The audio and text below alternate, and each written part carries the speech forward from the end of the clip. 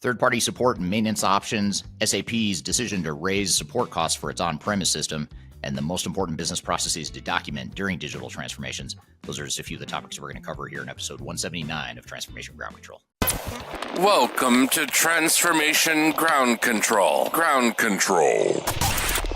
The podcast that covers everything related to digital transformation. This podcast features technology agnostic and international discussions related to digital strategy, software selection, implementation, change management, business process optimization, and everything else you need to know to make your digital transformation project successful. Whether you're embarking on an ERP implementation, supply chain transformation, or any other business or digital transformation, this podcast is for you. Now, here's your host, Eric Kimberling. 5, 4, 3, 2, 1.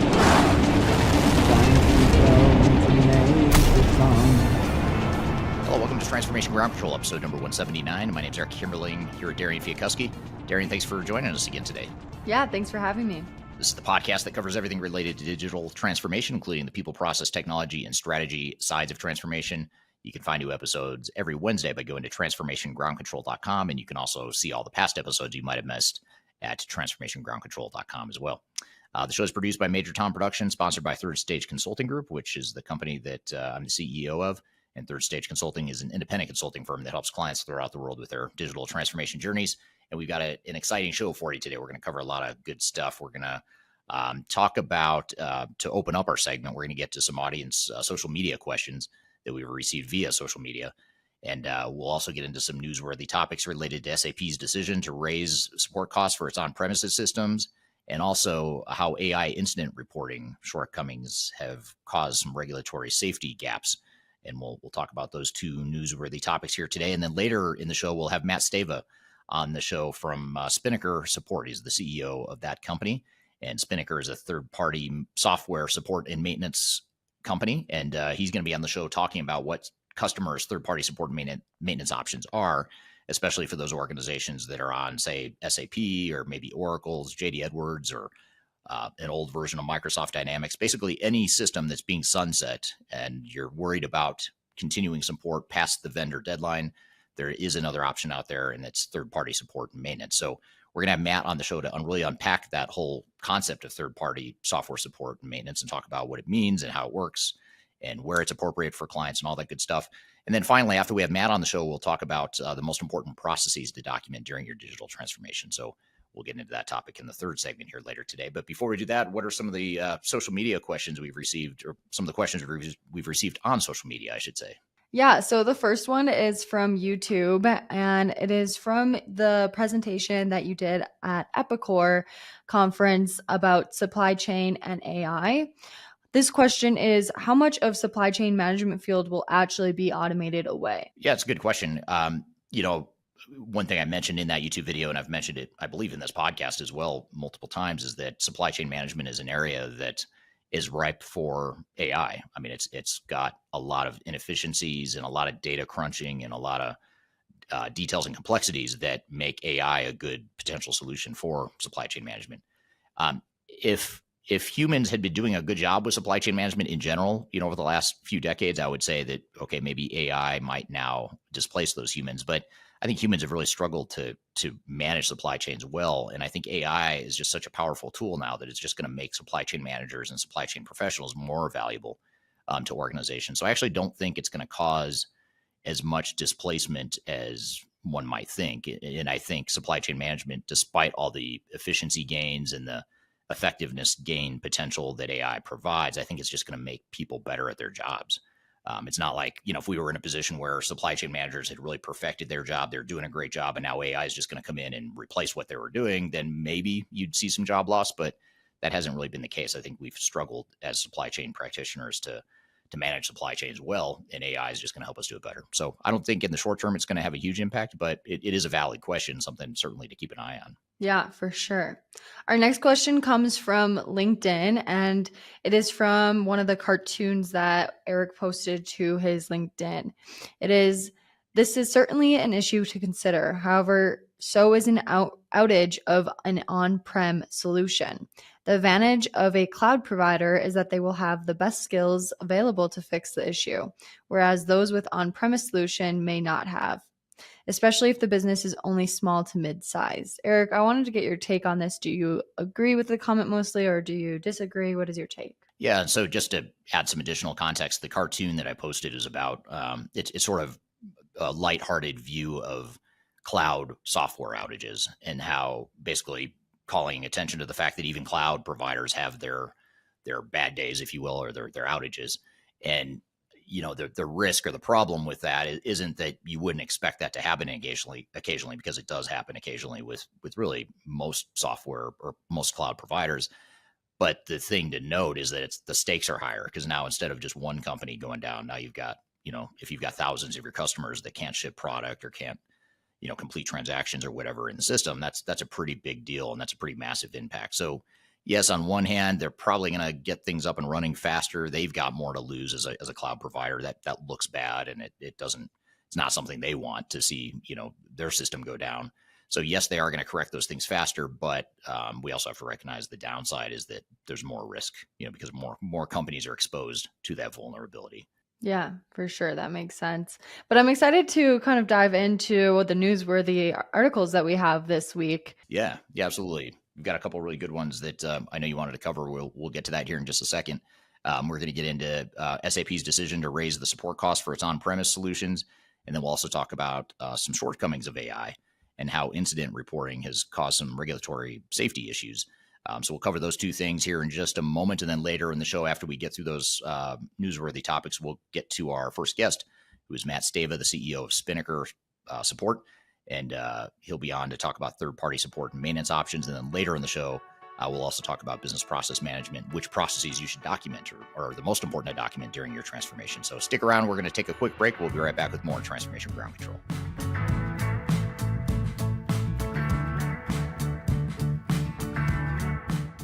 If you're using SAP, Oracle, or Microsoft Dynamics, or any other sort of legacy system, you might be feeling pressure to migrate to a more modern version of those legacy systems.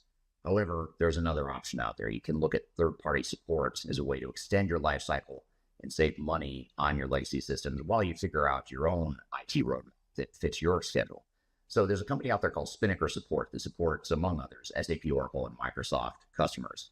And in general, Spinnaker customers are going to save 60% on their annual support maintenance. They're going to get extended lifecycle support. So these are support levels that help organizations take control of their IT roadmap and give them an option that extends beyond the sunset period for what SAP, Microsoft, Oracle, and other software vendors are offering. So that's one of the things that's the beauty, is not only you're saving money, but it also gives you an opportunity to work past and have a roadmap that works past the timeline that the software vendors have given. In addition, you're going to deal with or leverage expertise from consultants and support professionals that have over 20 years of experience on average. You're going to get world-class security.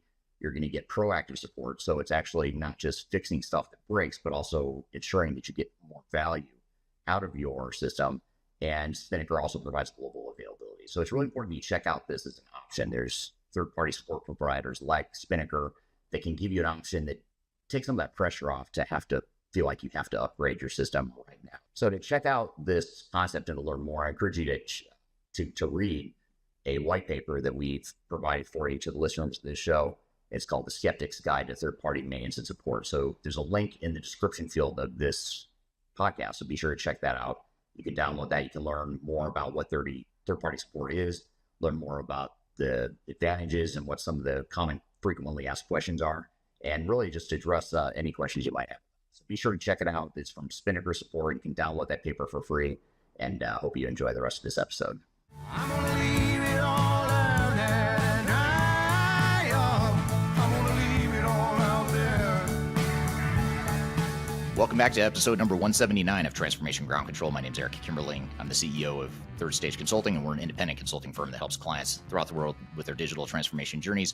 I'm here at Darian Chwialkowski. You can find new shows or new episodes of the show every Wednesday by going to transformationgroundcontrol.com. You can also find past episodes of our show All 178 past episodes, in fact, you can find at transformationgroundcontrol.com. So be sure to check that out.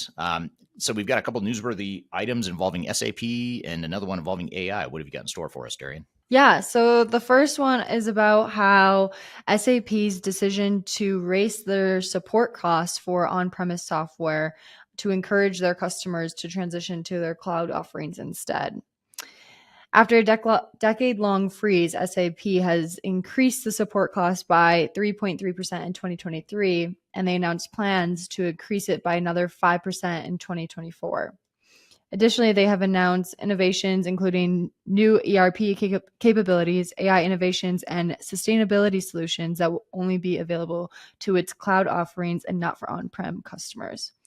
The strategy is obviously aiming to get people off the on-premise solutions and into the cloud based solutions like Rise with SAP and Grow with SAP. Eric, what are your thoughts on this approach that SAP is taking on basically excluding on-premise customers and also raising their costs? Yeah, I mean, it's certainly, I suppose SAP's walking a fine line, or sort of a tightrope with doing what they need to do to sort of get all of their resources focused on one version of their software, which is ultimately, I think, where they want to go is S/4HANA public cloud is sort of, I think, where they would love to have every customer on public cloud. But they are struggling as it is to get customers to private cloud, which, for those that don't know, private cloud, the difference between private cloud and public cloud is more of a SaaS multi-tenant model, whereas private cloud is more kind of a hybrid where you have your own instance of the software hosted by one of SAP's partners, cloud providers, but you still have your own instance and you can basically do whatever you want as far as customization and development and things like that. So they've moved a fair number, an okay number of customers to private cloud, but they haven't moved as many customers to public cloud as they'd like. So I think they're trying to just fast track things by making it more and more enticing. They started by, like you said, by offering new capabilities that you could only find in their cloud solutions, which I'd view that as the carrot approach. Like, hey, look at all this cool stuff we're doing over here. Why don't you come over and, do the upgrade? Whereas this is more of the stick approach where they're saying, okay, well, if you're still not going to do it, we'll just raise the price and assume that you're going to, force the decision to move you to the cloud. And I suppose if you're SAP, they're probably willing to bank on the fact that they're going to lose some customers over it, but they're probably going to come out net ahead because they're going to move more of their customers to the cloud. They might lose a few along the way to a competitor, but they seem to be banking on the fact that it'll work. I just think they're burning up a lot of goodwill with customers, and fortunately for SAP, but unfortunately for customers, SAP has a very loyal customer base, and they're willing to some degree to put up with this sort of thing more so than they would with another vendor. So good news, bad news, I suppose. SAP can get away with it, I'd say, more so than some of the other vendors out there. But I don't know if it's the strategy I would pursue. But then again, I'm not running a big global company like SAP, so I'm sure they have their own pressures and targets they're trying to hit, that this is the way to do it. But I just think there might be some collateral damage from a customer satisfaction and a customer goodwill perspective. For sure. And speaking of the customer side, I kind of want to get your take or advice that you would give customers that are maybe currently on SAP on-prem software and are experiencing these things that SAP is pushing onto them. What would you suggest, or what is your advice for these customers? Well, I think, one is, the third-party support. I mean, it's actually a timely topic that you bring up here with SAP because, they're raising the support costs for their on-premise system. So they're just making it more appealing now to go look at companies like Spinnaker. And the CEO of Spinnaker is going to be on here in just a few minutes on this podcast. And Spinnaker provides lower cost third-party support. And so, we'll talk with Matt here in a few minutes about, the kinds of support they're providing and what your options are. But I think what it's doing is now it could actually backfire to where SAP thinks it's going to get a bunch of customers to move over to the cloud, and maybe it will, but it could also mean that a bunch of SAP customers are just going to stay on-prem and move to a third-party support option that's lower cost and isn't kind of forcing them out of their legacy system by 2027, 2030, whatever the deadline is, or whatever the deadline is for any given vendor. So I think with SAP in this example, it could actually backfire, but I suppose the jury's still out on that. For sure. That makes sense. I want to switch gears here and go into more of an AI topic, which is our next newsworthy topic of the day. This next topic or article discuss the current gaps in the AI incident reporting and the regulatory challenges that arise from these deficiencies. The key points of this article include critical consequences like failures from generative AI that have significant safety impacts, highlighting the need for robust incident reporting mechanisms. It also highlights regulatory gaps. There are notable gaps in how AI technologies are monitored compared to other safety critical systems, and then the need for standards in AI. This article especially emphasizes the importance of establishing comprehensive standards and protocols for AI incident reporting to ensure safety and accountability for AI. Eric, how do you think organizations can better prepare for all AI related incidents to ensure timely and accurate reporting? Well, I think the story is a good reminder of how AI is not perfect and AI needs to be taught.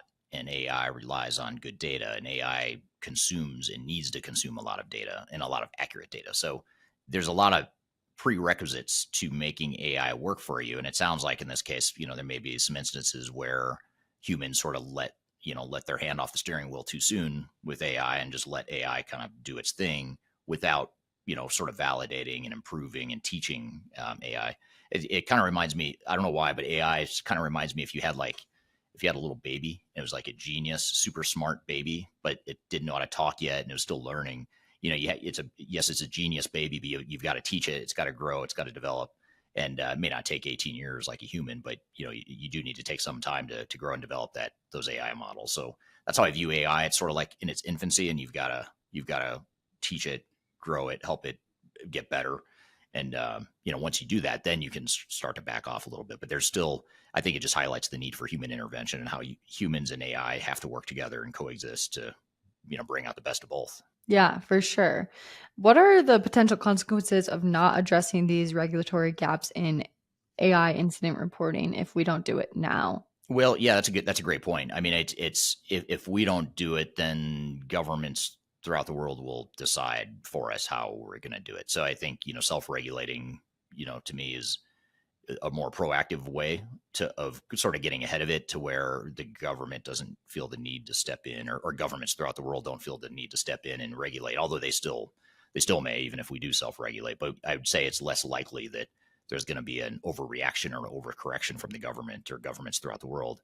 And all it takes is one, major government entity like the EU or the US or China or whatever. One major government entity regulating AI would sort of change everything, because you'd have to, if you're going to be a global AI company, you're going to have to comply with global laws. So that's my opinion, but who knows? I mean, it's I think there's so much hype around AI right now and so much concern. And the minute people start losing jobs, if they do start losing jobs as a result of AI, or it's directly attributed to AI, then I think then the government might get even more involved.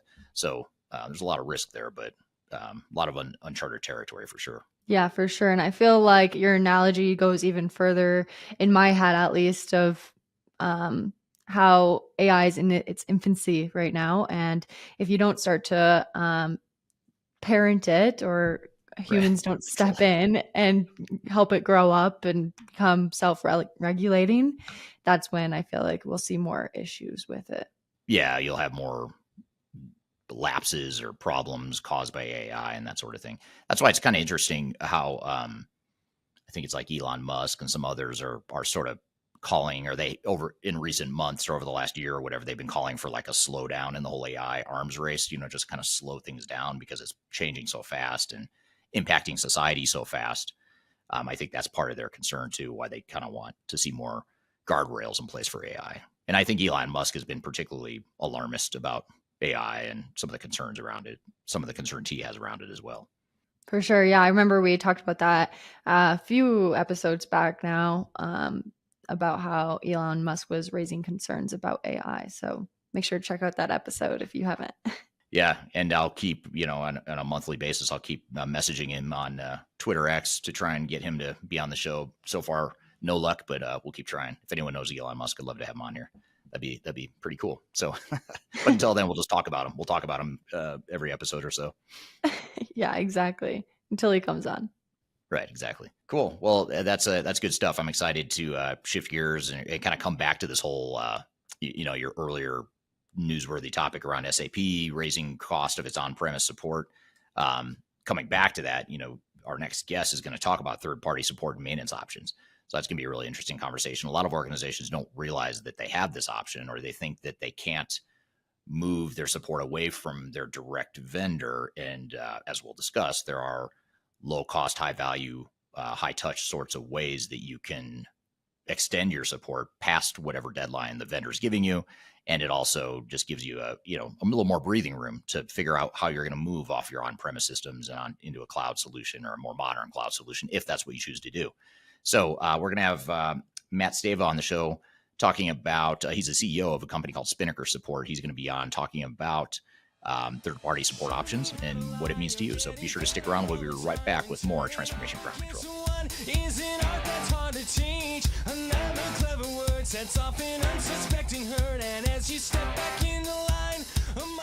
If you are involved in any sort of digital transformation or business change initiative, you'll want to download the Digital Transformation Report. With its comprehensive overview of business and technology trends and best practices, this report is a must-have guide for any transformation project or executive team. Download this free report by visiting Third Stage Consulting at thirdstage-consulting.com. You can also visit our website to learn more about us or download independent reports, videos, and other best practices. Again, visit thirdstage-consulting.com today to learn how you can take your transformation to the third stage of success. Are you looking for ways to promote your product or service to enterprise technology decision makers and influencers throughout the world, like the ones who listen to this podcast? Major Tom Productions creates media, events, and influencer marketing for B2B technology providers. Our productions are exciting, educational, disruptive, and effective. Most importantly, they create results. Our content is unlike any other in this industry, engaging, influential, and trusted by technology buyers and influencers throughout the world. Each month, our productions reach hundreds of thousands of targeted buyers and decision makers who trust and engage with our honest and tech-agnostic content. With long-tail viral results and engagement with our content, Major Tom Productions provides a way to reach your target market and create awareness, calls to action, and a connection with potential customers. So collaborate with us today. Learn how we can feature your product or service on podcasts such as Transformation Ground Control, Journey to S/4HANA, and Journey to Dynamics 365. We can also feature your brand on our YouTube channel called Digital Transformation with Eric Kimberling, which boasts over 100,000 subscribers and over 2 million video views per year. You can also participate in our in-person events, including our Digital Stratosphere Conference. Contact us today to learn more. We can tailor a marketing campaign that works for you. We look forward to helping more people learn more about and become engaged with your brand.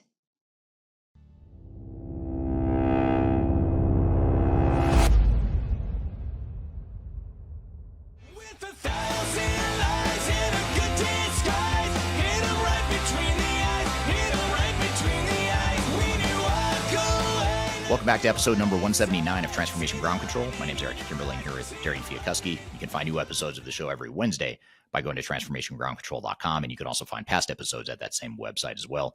The show is sponsored by Third Stage Consulting, which is an independent consulting firm that helps clients throughout the world with their digital transformation journey. So thanks for being here today. Excited for our next guest. He's a first-time guest on the show. It's Matt Stava, someone I've actually known for a long time in the industry. We're both of our companies and our residences are based in Denver, Colorado. So we live very close to one another. We work very close to one another, coincidentally. And it just so happens that in addition to us being a global consulting firm, he is running a global support organization that focuses on third-party support. And that company is called Spinnaker Support. So all that being said, Matt, welcome to the show. Yeah, thanks, Eric. Appreciate it. Great to have you on the show. Finally, it's you're a guest I've actually wanted to have on here for quite some time because you sort of helped pioneer this third party support and maintenance space. But what can you tell us before we get into some of these questions here that I've got for you and that the audience is going to have for you? Tell us a little bit about you, yourself, your journey, and about Spinnaker as well, if you don't mind. Yeah, you bet. I'll go through that. I started my career at Anderson Consulting. It kind of shows my age a little bit here, but now it's called Accenture. And I got started right out of college. One of those early folks that they bring on to these big kind of unload the bus, so to speak, in these big projects back in those days. Um, did that for about 4.5 years, kind of got my manager stripes. And then I ended up leaving there and going to another firm that was really all ex-Anderson folks, pretty small. And at that point, I led their supply chain kind of implementation practice area, if you will, across all the different platforms that were software packages back then. Got a lot of experience very early in my life, kind of thrown in the deep end, if you know what I mean, both with Anderson and then with this other firm. Stayed with them for about 4 years. They ended up getting bought by Perot Systems in those days. Now that's owned by Dell. But I kind of realized I'm going to hang my own shingle, or I'm going to go back to Accenture at that point, and decided to hang a shingle in 2002 and started out doing supply chain consulting because that's really what I knew how to do. And as many things do, they evolved quite a bit. We kept the consulting business, and it's actually still going and going strong.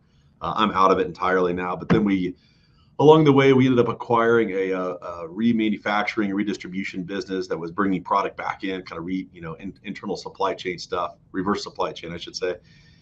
And they had that business. We had the consulting. We had this returns management business, and then we had the opportunity here in Denver with the local JD Edwards team of a third-party provider that was really get shut down. They were owned by SAP at the time, and SAP and Oracle were in a little bit of a tussle of a lawsuit around this space. And we had the opportunity to bring the JD Edwards group over, and that was in 2008. And that's really when this thing really started to take off for us. I mean, there was some early years, right, kind of slower, if you will, but at the end of the day, that's really what the company is now. So I've jettisoned all the other businesses that I've ever was involved with, and full time, obviously, in this one, and it's a blast. I absolutely love it. It's grown a lot, and it's been fun to watch what we're able to do for customers out there in the world. And it's and I know we'll get into it a little bit too, Eric, but it's global. It's got people all over the world working 24/7. 365, and just the value that we provide customers has been really exciting, and I've got a lot of good stories on some of those things, so it's pretty cool. But that's really where we've gotten, and that's where we are today. So that's great. That's an awesome journey. How did you make that transition from supply chain and consulting into ERP? I know you mentioned you acquired that JD Edwards support practice, but was that sort of an accident? You sort of stumbled into an opportunity, or did you deliberately want to move into the ERP space? Well, I think the ERP space is large, and back then the supply chain space wasn't quite as big, although it's grown a lot in that and since that period of time. But the ERP space we knew was very large. What I wanted to get into was really a larger market, ERP being one of them, and certainly one that we were right there on the side of, right? Because any supply chain application integrates into JD Edwards, integrates into Oracle, SAP, these different things. So you were right on the periphery of all these things anyway. Had a lot of experience with that. But the recurring kind of model of it all on the support side is something that I was really trying to get the company moved into that direction. And fortunately, knock on a lot of wood, it's been pretty successful for us. So yeah, that's great. Yeah. What do you like most about the company, about Spinnaker so far? I'll tell you what, there's a few things. One is just the customer satisfaction is really cool. I mean, what we do for our clients out there, it's not just save them a couple dollars, save them a couple bucks or shekels or anything like that. It's really more the value we provide. So I'll give you an example. I mean, it's almost like a concierge doctor. You don't even know how to handle them. You know what I mean? I mean, when we start with a customer, oftentimes they've got 30, 40, 80 different issues, I'll call it, or questions or inquiries into Oracle or into SAP, that SAP or Oracle just come back and said, either hire a consulting firm, they'll help you out, or that's not going to get fixed ever, just wait, maybe in a version in 3 years or something like that. And so customers kind of get stuck, and you learn to deal with that. It's a little bit like a laptop has a little quirk to it. You just learn to work around that quirk, right? Mm-hmm. These customers out there just kind of get these issues sitting there. So day one, literally the first thing we say is send all those over as issues. We'll log those into our system, and we start working those things off. And it's amazing in 2-3 months, something like that these things get solved. It's really incredible to watch, and all of a sudden customers are just doing backflips that they can get these things done. Yeah, that's great. I mean, having that kind of impact in filling that void with what software vendors are able to provide themselves, I think is super fascinating. That's right.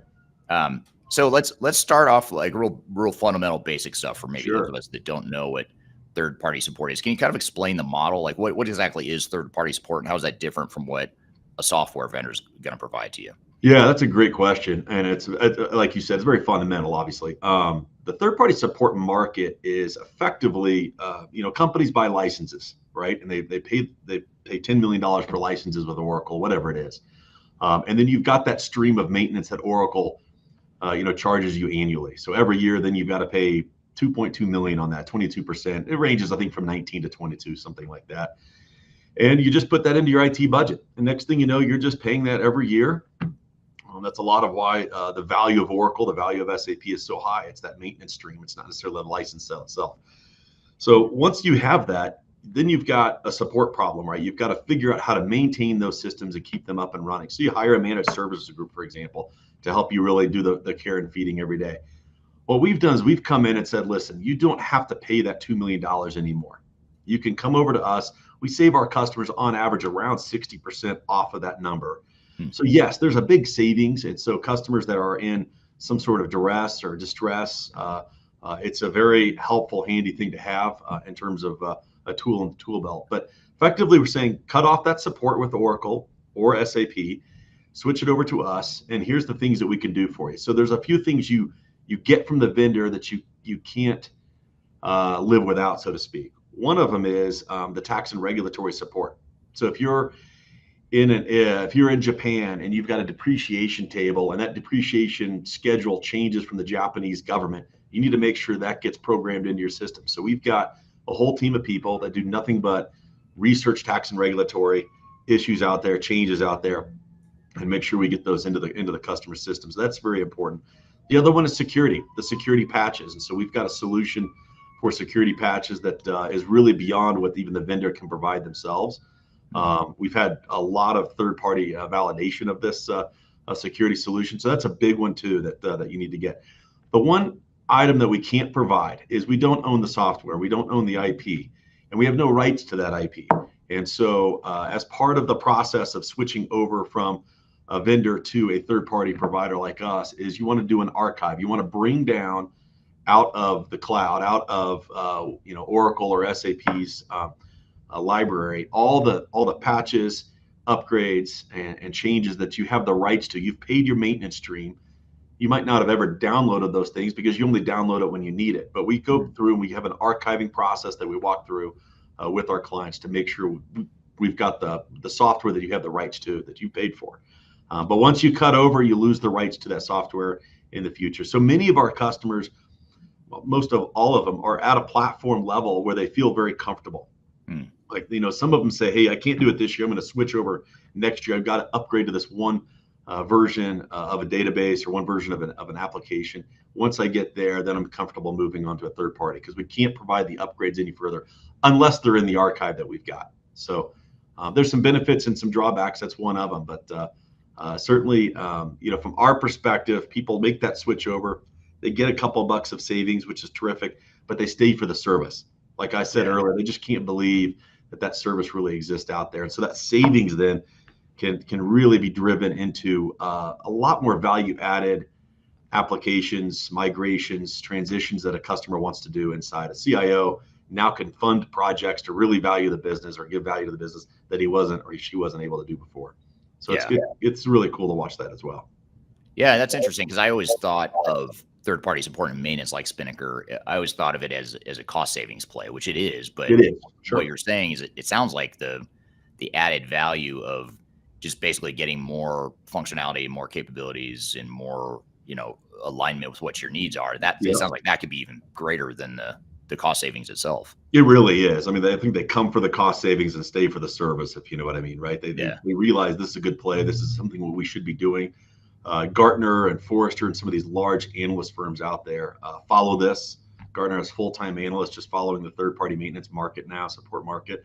And so we get a lot of opportunities kind of through that. But the validation is there that this is a tool in the tool belt that CIOs should be considering. And so there's some timing elements that kind of go along with that, and something we work with prospects every day, all day on. But they kind of they don't realize the service could be that good, if that makes sense, right? And that's Yeah. that's getting back to why I really enjoy it. It's really fun to watch that, kind of hear that result out of some of the CIOs that I meet with. Yeah. Now, what about the software vendors and how they sort of fit into this? I mean, first of all, I have to ask you, what do software vendors think of this model? I mean, do they I don't think like they're it, or terribly- do they see I it as don't- more of a threat? Yeah, it's a great question. They're not terribly excited about it, right? Because you're cutting into their revenue. We're revenue cutting into stream. the revenue, right? But there's some clear lines, right, in terms of what you can and can't do with respect to the software vendors. We know what those lines are. We've had varying degrees of relationships with the vendors over the years, but nothing real specific or direct at all. Yeah. It's something that they've openly stated. The third-party market is something out there that's valid, that people can do. I understand it. We get it. It kind of creates an off-ramp for some of these customers out there of them. It creates a little bit of an off-ramp, and then sometimes we get back onto it a little bit as well and help them get back to the software vendor. That's not the end of the world for us as well. Sometimes they go back and they say, hey, we just want to get the latest thing. They go back for a year or two, and then they'll switch back onto third-party maintenance and bring their application back to us. So Yeah. That's a lot of interesting. different scenarios. I'm here with Matt Stava from Spinnaker Support, talking about third-party software support and maintenance options. We've got a lot more to cover with Matt, but first we're going to take a quick break. We'll be right back with more Transformation Ground Control.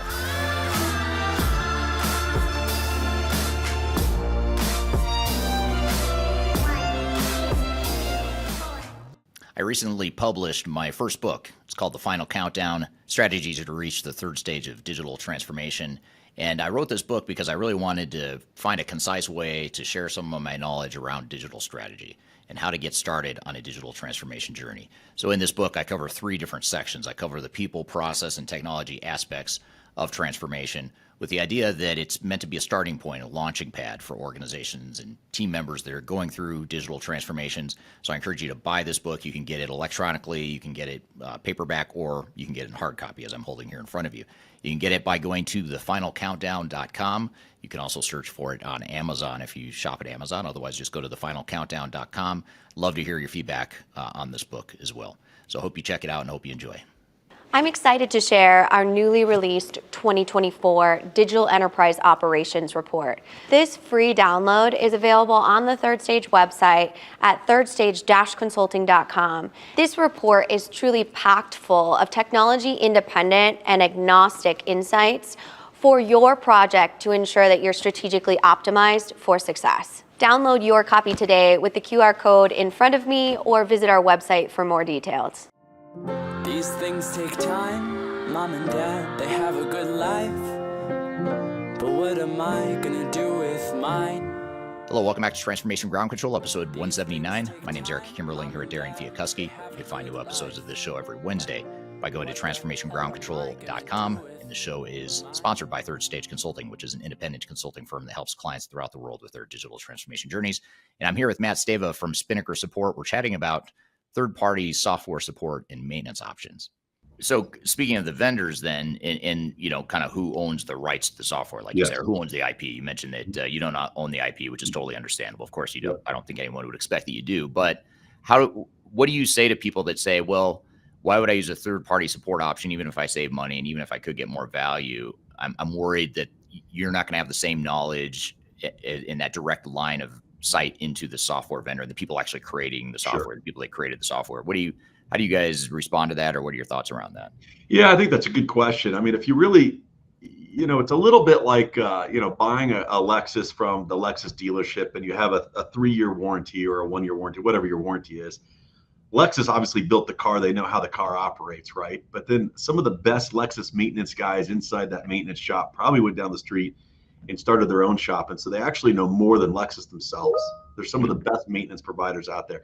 And that's really the team that we've assembled. We've got several hundred engineers around the world that have anywhere from 15 to literally 30 years of experience inside Oracle or SAP. They know and they've seen just about every issue that's ever come up. Much of the support mechanisms now inside SAP and inside Oracle are self-service anyway.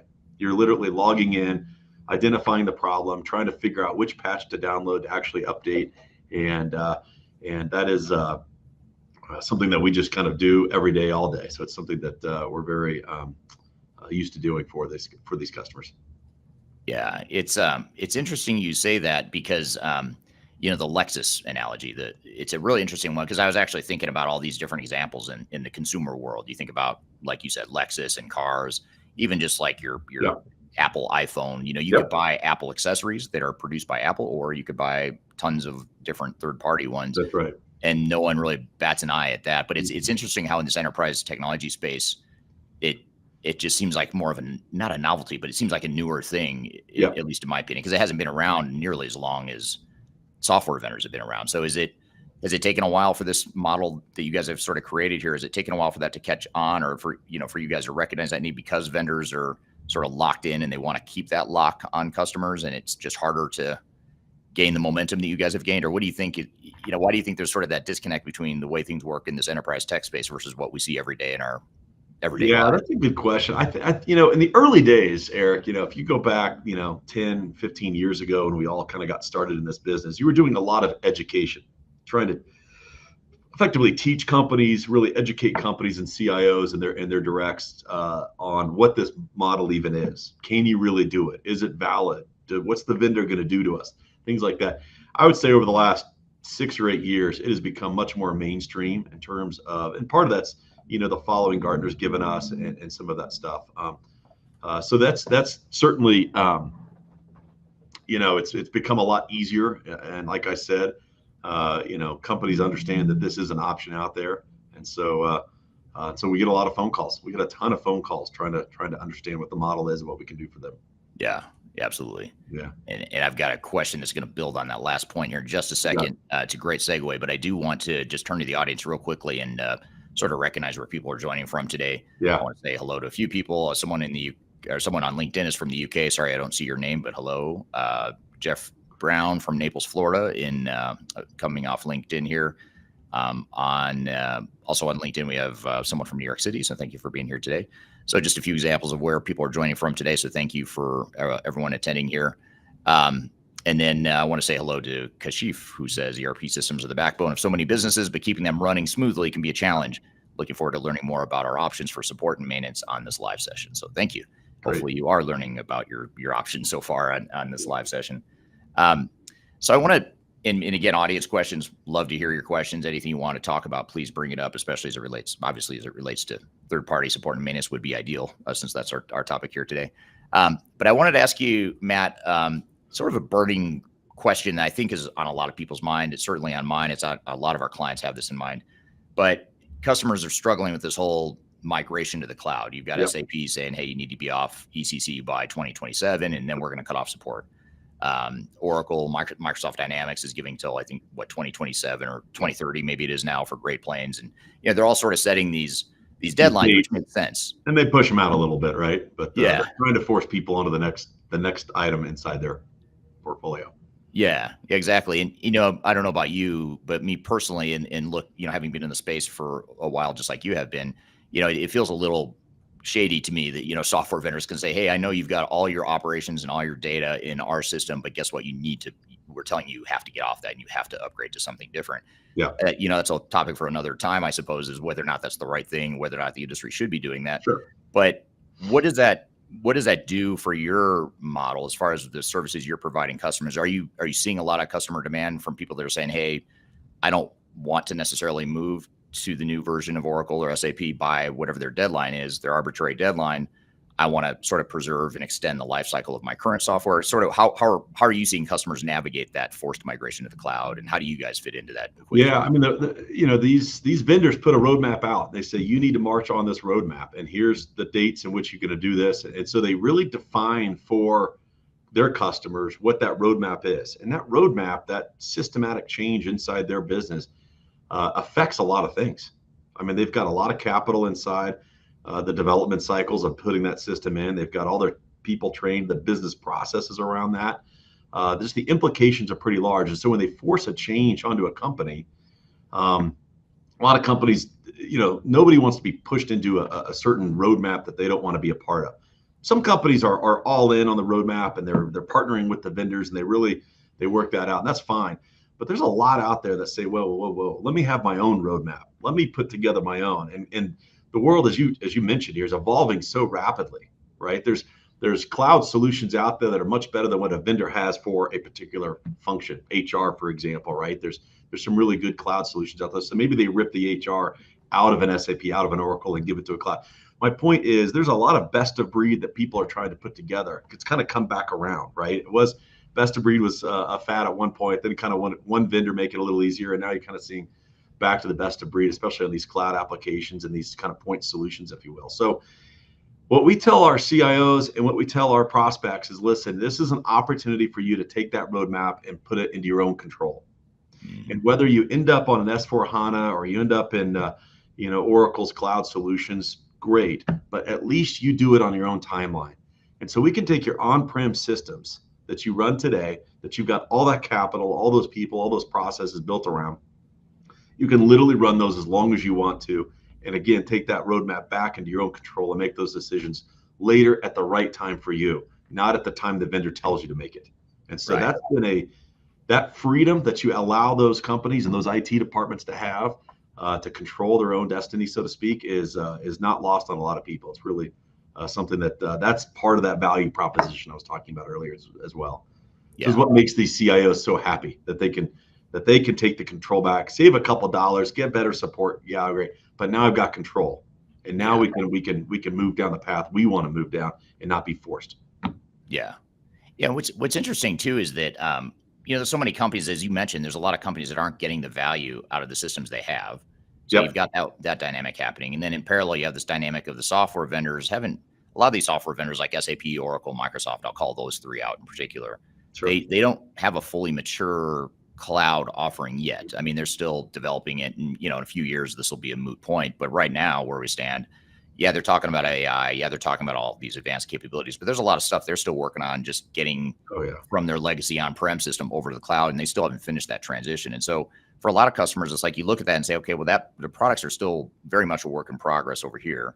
Over here, we've got this software we've had for however many years, and we've never gotten the full value out of it.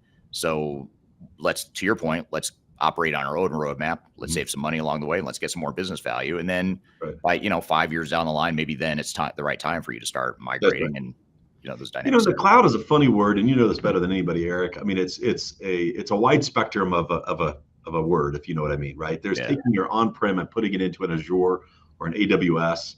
Are you in the cloud? Well, your systems are in the cloud, right? So that's good. It's managed by somebody else. That's been going on for a long time. But truly moving, your financials, for example, or your supply chain, manufacturing, distribution applications into a cloud environment in which you can't make changes, you can't make process changes, you can't make customizations. That's a big departure, right? That's going to be a pretty big leap for a lot of people to put their financials truly into a cloud system. We run NetSuite, right? So we actually run an Oracle product of all things, and it works really well for us given the size we are. But if you're a multi-billion-dollar, public entity or a federal government or something like that, this is going to be a pretty big leap to be in the cloud and the security that sits around all that. So we actually help a lot of customers migrate their on-prem from a data center that they might be in into a cloud environment, and then we manage the environment for them in that respect as well. So it's really where the actual applications sit are pretty indifferent to us. I'm here with Matt Stava from Spinnaker Support, talking about third-party software support and maintenance options. We've got a lot more to cover with Matt, but first we're going to take a quick break. We'll be right back with more Transformation Ground Control.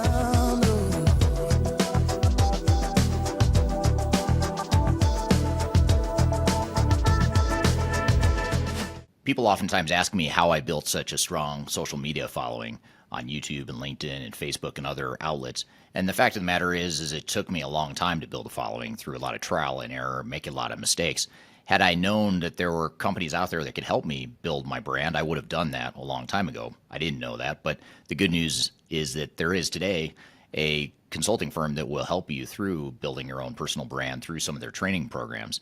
The company is called Roloff Consulting, and if you're familiar with Emma Roloff, she's someone that I've had on this podcast before, and she's well known in the digital transformation space as well as the sales space, and she's big on TikTok, YouTube, and LinkedIn.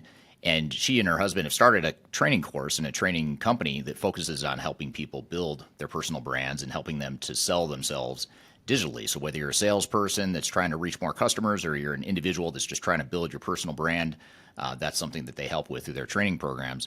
And they've offered listeners of this podcast a free 5-day LinkedIn challenge.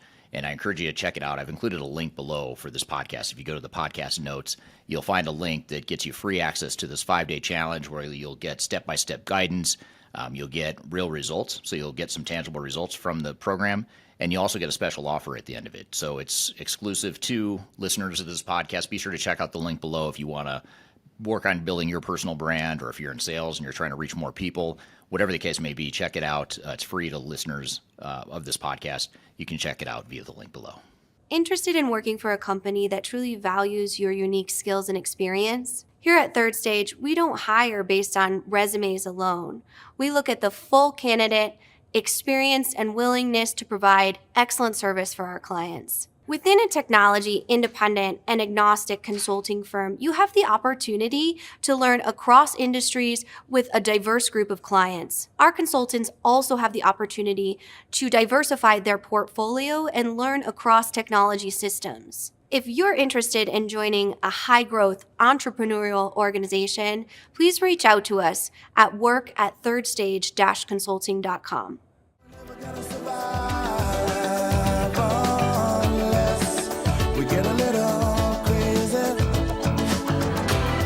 Hello, welcome back to Transformation Ground Control, episode 179. My name is Eric Kimberling here at Darian Chwialkowski. You can find new episodes of this show every Wednesday by going to transformationgroundcontrol.com. And the show is sponsored by Third Stage Consulting, which is an independent consulting firm that helps clients throughout the world with their digital transformation journeys.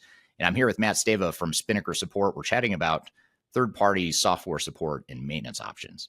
Here's an interesting question from Ellie on YouTube. Ali said, and this is a great question. I'm curious to see what your thoughts are here, Matt, but which specific off-ramps do people use the most? And you were talking about off-ramps earlier, and I think this is a follow-up to that.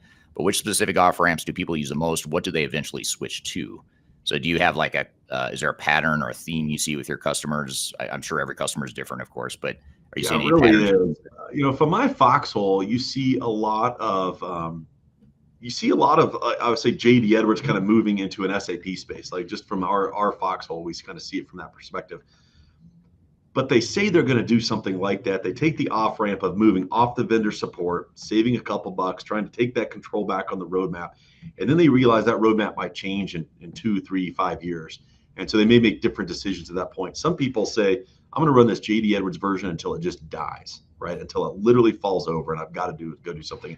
They'll obviously change before then, but just run that as much as they can and then add in what I'll call more of the business value on top of it. It could be digital transformation. It could be AI solutions. Lots of things companies are trying to fund and find out there to implement and add business value. Changing your financial system from a JD Edwards to an SAP, it's not a huge amount of value to these companies. So it's a little bit of what we run into that's helpful. Yeah. Very interesting. Yeah. So we talked about supporting customers who might be struggling with vendor deadlines. I want to come back to that just for a second, though. Yeah. Do you see a lot of customers that you're working with now that are able to extend their timeline or their upgrade timeline to where they sort of get that breathing room to say, hey, SAP saying 2027, but Spinnaker has sort of given us a lifeline here to give us at least till whatever timeline we want. You hit the nail on the head, Eric. That's exactly what it is, right? So 2027 is just 3 years from now, right? And so it's coming at them very quickly. To make a change like this it's got budget implications, obviously approval implications, it's got regulatory implications. There's a lot that goes into switching out your mission critical systems that really run and operate the backbone of your company. And so the being able to have that, again, that roadmap back into your own hands is really important. But that timeline is really irrelevant to us, if that makes sense. I mean, in many ways, it's just something that, again, if you make the switch over to Spinnaker, SAP, they put this timeline out. It may push a year or two, but they've got to put some fences on this thing to get people to move, right? Yeah.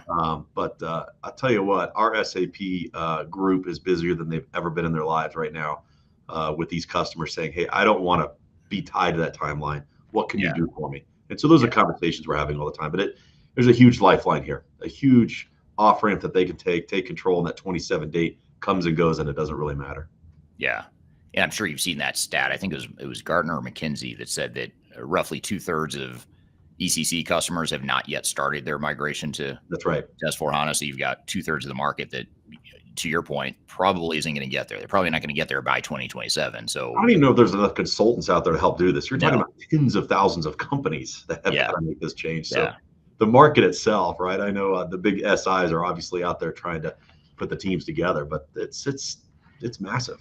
Yeah, It they're is going to be massive. So, inevitably they'll be scraping the bottom of the barrel at some point to get Yeah. the consultants they need to handle that sort that's of exactly artificial right. Yeah. like, And then it gets delayed and all kinds of, it just, you introduce a lot of risk into a company, right? And so that's another thing we talk to CIOs is you can make a change, but the risk that you're taking on and the lifeline that CIOs actually have, or the lifespan, if you will, is short. There's all kinds of, statistics out there that they're 2 or 3 years and they get rotated out. So the risk you're introducing into your company versus the value you're getting out of it is something that is really is being evaluated pretty heavy. And that's what McKinsey's opining on, and Gartner and Forrester and these guys. Yeah. You said it really well too. I think that's the way organizations need to think, especially if you're more of a, on a continuum, you're more of a risk adverse organization. That's not a bad word. I don't think that's a No, bad not at thing to be all. risk adverse. I mean, if you're a heavily regulated industry or you've been around for decades and you have a lot to lose, you're going to be more conservative. And why take on the risk? Like you said, if you can find this lifeline that gives you a more conservative approach to how you go about it and lets you operate on your timeline. I mean, It's really a balance of risk versus reward, right? I mean, it's how much are you going to, what value are you going to get out of migrating these systems that are really just backbone systems, if you will, versus taking some savings, having a better support solution, de-risking your business, and adding value on digital transformation, cloud software, whatever it is you want to go do that adds a lot more value to the business than a new financial system or a new manufacturing system. Yeah. Very painful to do that. Yeah. I have a feeling you and I are making many in the vendor community cringe a little bit right now as we have this conversation. No doubt about it. We're But I'm foiling used their to plans. it. It's the business I'm in, so I'm kind of Right. used to it.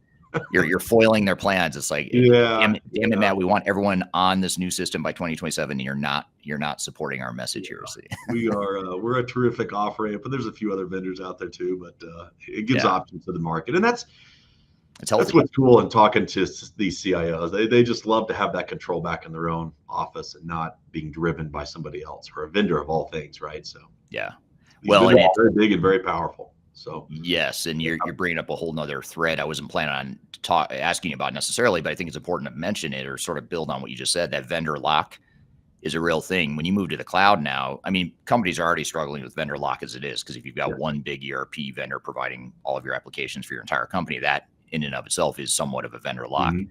But now if you move all that stuff on-prem to the cloud, they control everything. That's even more vendor lock. So you're sort of offering this option to sort of put control back. You're sort of balancing the power out a little bit here, which I think is what is needed. I think there's too much power concentrated in the software vendors right now. It's a lot. There's no doubt about it. And some of the companies, what I'll say too, is the sophistication and the regulatory, entity, the regulated industries out there are making these switches as well. I mean, and I'm going to be truthful with you. 3 or 4 years ago, I would have never thought large banks would come over, or federal government, not the US, but in Europe and in Asia. We've got federal governments moving over to third-party media. You have some very sophisticated clients out there that are very risk adverse and highly regulated, still making this change. It's incredible. So it's fun to watch. Yeah, it's a perfect segue into another great question from Ali.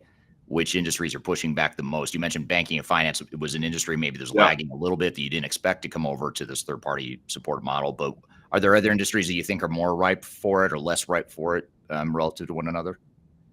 I think if you're in a high-tech environment, a fast-growing business, if you're an Apple, an NVIDIA, those types of environments, it's probably not the best move at that point because you're growing so fast.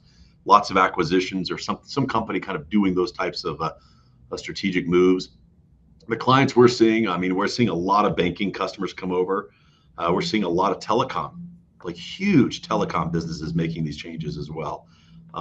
Massive brand name telecom companies that you would know making this change. A lot of manufacturing, distribution, and really what's picked up in the last couple of years for obvious reasons is retail. The suffering that the retail industry has really had. We've got a lot of great brand names in the retail industry, big box stores that you drive by and you see everywhere, or in the mall stores.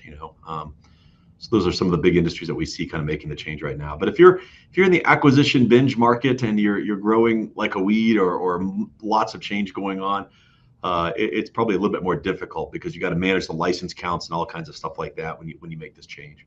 Yeah, makes sense. Here's another comment from Ali. He's on a roll here with this commentary, but he's doubling down on our comment earlier. But he's saying it's great to see the free market pushing back against monopolistic practices. I was thinking about using that word, but I thought, that's a little strong. But I'll hold off. But I'm glad Ali brought it up. But Ali did it. Yeah, exactly. Now my hands are clean. I didn't say the word, but it is kind of monopolistic, and you guys are providing an option in the free market. Yeah. And then he says the dealer service analogy is perfect, which I agree with. Good. Yeah. So let's talk about lawsuits in the space. This is a super interesting topic because those that have followed this space for a while, and obviously you and I have been in the space following it even before Spinnaker came around. There's been some lawsuits over the years. One relatively recent one being Rimini Street, where vendors sue third-party support providers. Can you tell us a little bit about the legal landscape and how that has settled itself and how it affects your strategy going forward? Yeah, absolutely. It's a good question, and it's one that comes up almost every time. I'll give the analogy of driving down the street. If the street sign says 25 miles an hour, then you go 25 miles an hour, right? That's the speed limit. Right. Even if it's a wide open street, nobody's on the street, anything, it's still a 20, that's the law, right? And so if you go 35 because you think you should be able to, you're going to have a problem. The lines are very clear with respect to the IP, and that's where the lawsuits are, is the IP side of the house, of what you can and can't do, right? We don't own the IP, so I can't develop a solution, for example, inside one customer's systems, take that solution back out and share that with other customers. I'm actually technically reselling that software because I don't own the software. If you implement something into somebody's system, whether they are on third party or not, technically the vendor owns that. It's called derivative code. They don't know they own it. It's not published or anything like that, but it sits within that. And so you've got to be very careful on pulling stuff out and doing other stuff with it.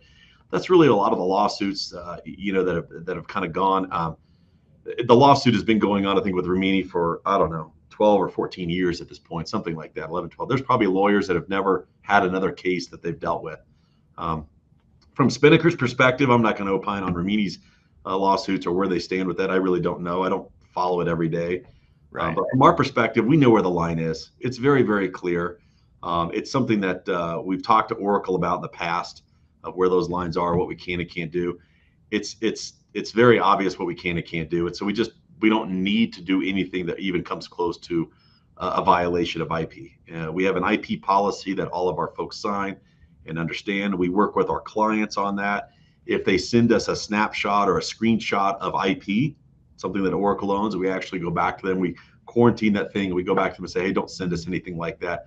We don't want those in our own systems. And so it's very clear, and customers love to operate within those boundaries as well. They respect that, and we certainly respect the heck out of it as well. And it hasn't affected anything from an operations perspective or our delivery capacity. So just to be clear, to summarize, make sure I'm following you, the lawsuits and the legal issues that have existed in this space are not because of the model itself. It's not because you're a third-party provider providing support that vendors typically provide. It's because there's some sort of IP infringement or that line that's being crossed. And that's, as long as you don't cross that line, you're good. So there's not a legal issue of having third-party support. No, the model itself, I mean, Safra Katz herself has come out and said the model's valid. I understand it. Companies can use third-party as a tool. I'm not sure she is excited she said that, or probably regrets a little bit of it, but irrespective of that, it's not the model at all. That's been fully validated. There's no issue there. It's really how you do it. And that's no different than almost any industry out there. There's unscrupulous practices, and I just don't need to see those. We don't have any issues with those. I'm here with Matt Stava from Spinnaker Support, talking about third-party software support and maintenance options. I've got a lot more to cover with Matt, but first we're going to take a quick break. We'll be right back with more Transformation Ground Control.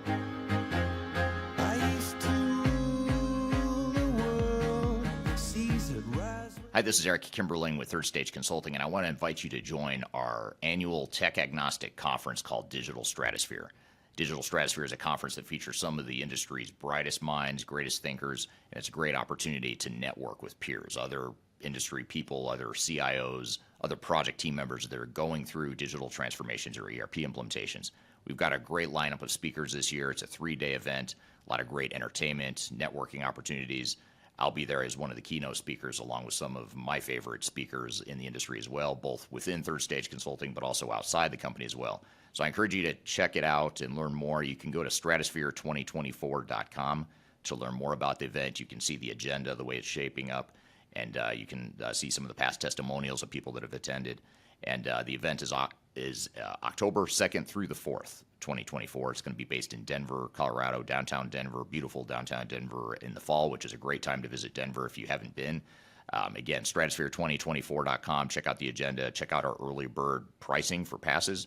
And the other beautiful things, if you can't be here in person in Denver, which we hope you can, but if you can't, you can also join remotely as well. We have virtual passes available as well, so you're able to join from wherever in the world you might want to join from. So stratosphere2024.com, check it out, and I hope to see you there. The last thing you want to have happen is for your digital transformation to end up in court.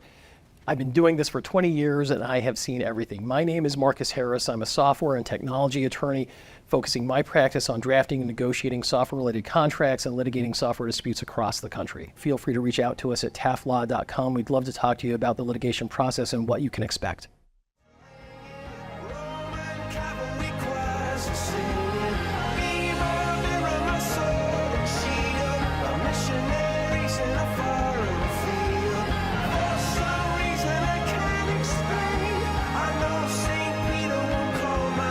Hello, welcome back to Transformation Ground Control, episode 179. My name is Eric Kimberling here at Darian Chwialkowski. You can find new episodes of this show every Wednesday by going to transformationgroundcontrol.com. And the show is sponsored by Third Stage Consulting, which is an independent consulting firm that helps clients throughout the world with their digital transformation journeys. And I'm here with Matt Stava from Spinnaker Support. We're chatting about third-party software support and maintenance options. It seems like if you're a vendor and you're really thinking long-term, it seems like you would want to build this robust ecosystem of third-party providers. And I think vendors are recognizing in some ways where a lot of vendors are creating these third-party app platforms where, they're inviting and opening up their platforms for others to create apps in their system. And they're not necessarily, they are benefiting directly and indirectly, but it's not necessarily the IP of that software vendor, but they're creating this ecosystem of third-party app developers. Certainly the SIs have always been around. Yep. Why not add third-party, embrace the third-party support option, knowing that if your customers are getting more value and not saving as much money or not paying as much money, getting a better ROI, why not encourage people to get more value and lower cost out of the product that you sold them as a vendor? Yeah, it's a pretty simple business model, right? It's a faster, better, cheaper model, right? And you really do get a lot of value out of moving to it. And part of it is the value of the support itself and how great we are and all that other stuff. But at the end of the day, it's that control that they have now. They got out of that vendor lock. Now they have their own. I see a question out there on this, right? That you've got this vendor lock going on, and if you're paying maintenance, they're going to expect you to move on. And so I think it's really the control aspect is something that should not be overlooked at all. I think that's probably one of the biggest hidden benefits out there, if you will. Yeah. And back to that question for Megan on LinkedIn, are there other ways? Obviously, having third-party support and maintenance is one way to sort of mitigate that vendor lock dynamic. Is there any other tips or suggestions you see your customers taking advantage of? Well, yeah, I think that, what we see from our foxhole is customers will move to a third party. They'll come to us. We'll start talking to them about their landscape, what their strategy is. We really become part of that conversation with them, help them through some of the technical elements of that. But then you see people move maybe from an Oracle database to a Postgres, right? Some open source database solutions out there. So we're seeing quite a bit of that. So they start taking pieces and parts of their Oracle or SAP landscape and moving those to open source solutions, third-party maintenance solutions. They take the hardware, put it to third-party hardware providers out there. There's some terrific ones out there that have grown a lot over the last couple of decades as well. So they're doing, I would say, more pieces and parts of their landscape are moving to different vendors, if you will. Yeah. Makes people aren't thinking I need Oracle for everything or I need SAP for everything. That mindset has been shifted quite a bit, and we provide sort of that off ramp, if you will, to help them make that shift. Yeah. And one of the questions I had for you, which I think we've covered pretty well, is what are some of the benefits of third-party support that Spinnaker provides? You talked about cost savings, more value out of your existing investments in technology, mitigating vendor lock, or any other sort of high-level benefits you'd point to that come from the third-party support model? I think it's just that refreshing element of that vendor lock and having that roadmap and control, right? And I think that, the CIOs understand that more than anybody. The CFOs really understand the money side of it. And when you combine those two things, you really have a win-win for these companies as they go forward. The support and our service delivery and what they get out of us is sort of a huge benefit as well. I mean, we've become an extension really to these IT departments. You can take some of your best and brightest IT folks inside your own business, move them onto more strategic projects and trying to manage or maintain software and databases and things like that. Move that to us. We'll take that on. And they've got their talent that can go do some more more important things inside their business. They know the business processes. They know the politics. They know what they need to get done and how to get it done. They can use vendors obviously on the outside to help them do some of that stuff. But it's pretty cool. Yeah, that is very cool. How do you see the third-party support model evolving with the evolution of the cloud, and as more customers move to a cloud and especially public or multi-tenant SaaS solutions? How do you see your business model and the overall third-party support model evolving, since more, like I said, we're moving towards more of a vendor lock system with these multi-tenant SaaS solutions that are going to be all in the cloud now? How does your business model evolve, or how do you see it evolving with that? It's interesting. We had a study done by PwC maybe a year and a half ago, 2 years ago. And, there's this concept, is this a melting ice cube? Is this market going to just melt down to nothing at some point? There's still, we talk about the mainframe systems out there. There's mainframe systems all over the world still running, So the tail on these things is incredible. As the cloud becomes more and more mainstream, I'll call it, multi-tenant SaaS products out there, what we're seeing is it's certain solutions that are moving to that. Supply chain solutions, HR solutions, self-service, things like that. So what we're really finding is the financials, manufacturing, just these really backbone ERP systems are just residing on that on-prem. They may move them to a cloud environment in order to gain some efficiencies from a cost perspective. But those licenses are their perpetual licenses are really sitting around for quite a while.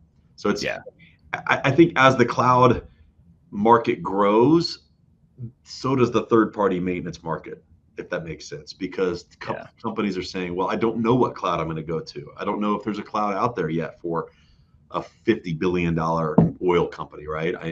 Can they really handle what we have? And so it's just created a lot of open doors for us and a lot of phone calls with us and meetings on the prospect side to talk through what those really options are. So I think as the cloud grows, the maintenance market grows, quite frankly. Yeah. Interestingly enough. I also wonder if, like a pendulum swing that we've seen in this industry over the years, I wonder if that, obviously the pendulum is swinging pretty hard towards cloud and SaaS, but I wonder if 10 years from now, as people step back and look and say, wow, I'm spending a lot of money on the SaaS solution, and it kind of sucks being locked into this vendor even more than I already was before. I kind of want to think about this on-prem thing again. Maybe, part of me wonders if that pendulum swings back a little bit and settles somewhere in the middle to where cloud's not going to go away. I don't think, obviously. There's too much money and momentum and technological advances in that space, especially with AI and everything. But I do wonder if there's certain pockets that will push back on cloud longer term, to where they do want to have like a more, not a custom dev solution, but something that they can tailor themselves and create a competitive advantage, and not just have a public cloud that everyone else is using. It's okay for financials maybe, but if you think about like your customer service or your product development, product lifecycle management, things like that, it might be more compelling to have something that's unique to you that gives you an advantage. So I could see like there being a constant market grow, potentially even growing for that type of support for different applications that do that. It'll be interesting to see. I mean, you might have a pendulum swing back to more of an on-prem, environment. Or I personally, again, from our foxhole, Eric, we're not really seeing a lot of interest in moving some of the core applications out there into the cloud. Yeah. So same here.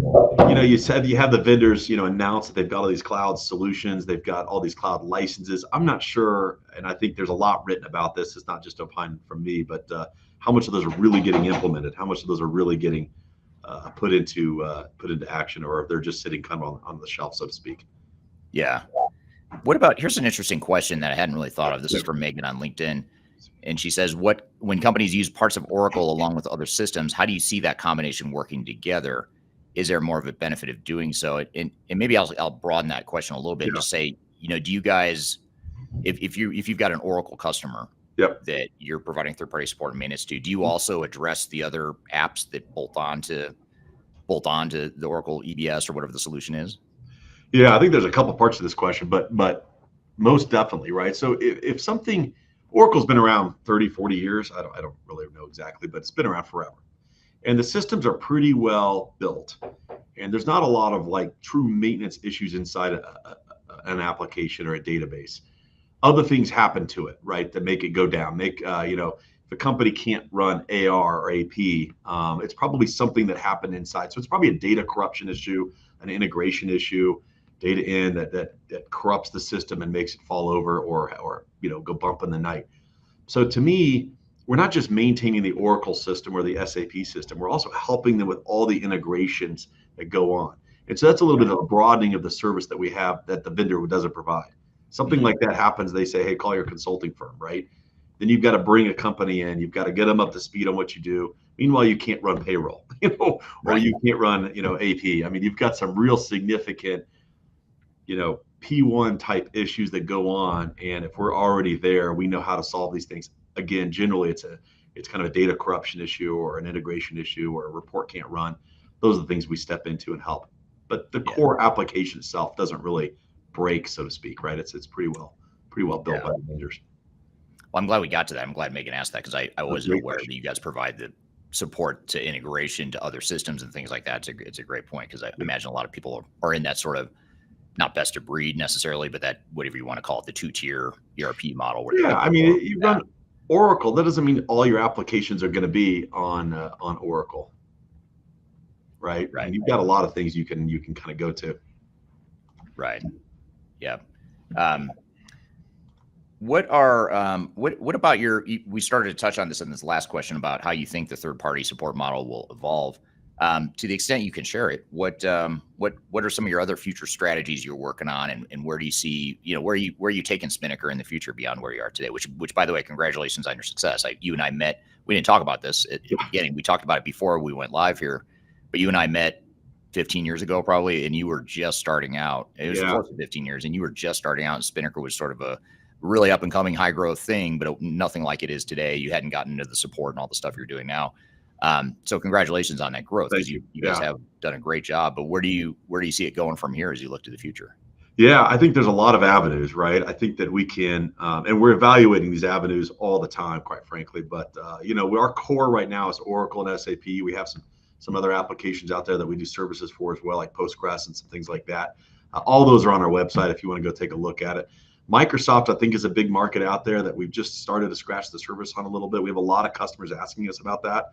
And you probably know more about this than anybody, Eric. VMware and the change that they've made here with Broadcom and that acquisition has caused a lot of angst in the market and inquiries on what we could do around VMware. So we're evaluating several different packages to move into that might be really driven.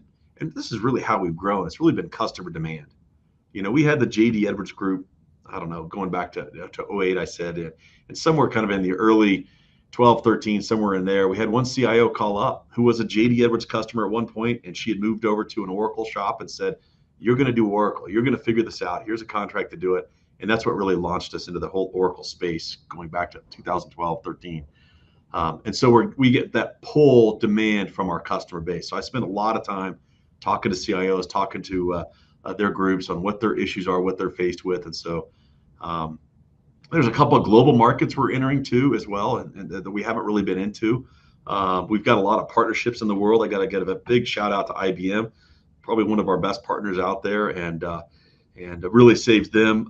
It's a huge partnership that we're able to do globally with them, where they save a lot of money for their customers by leveraging something like us, give that value back to that customer, and then use those funds to go do other stuff with those customers they've got. So great partnership there. We're expanding our partnership opportunities with a lot of companies out there that have client relationships that want to try and participate in this market. So it's kind of partnerships, it's software and different packages out there, and it's markets that we're not into as well from a geography perspective. So we're busy kind of at the strategy level, kind of working all those things out. But as we roll them out, we'll make those announcements.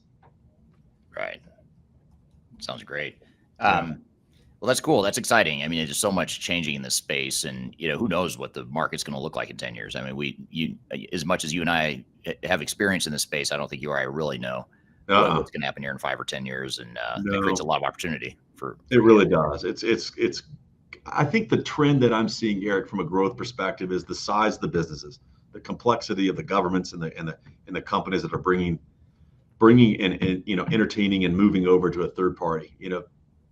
8-10 years ago, it was smaller manufacturing, smaller retail, and now you've got the first and the third largest bank in Australia. I mean, you've got some massive organizations, highly regulated organizations, and they're making the move. So that trend is just continuing. Large telecom companies are making the change, and so it's the size and breadth of those customers is something that's pretty cool to watch, but certainly something we can handle, and it's been fun to manage those. So. Yeah, that's great. That's really cool. Yeah.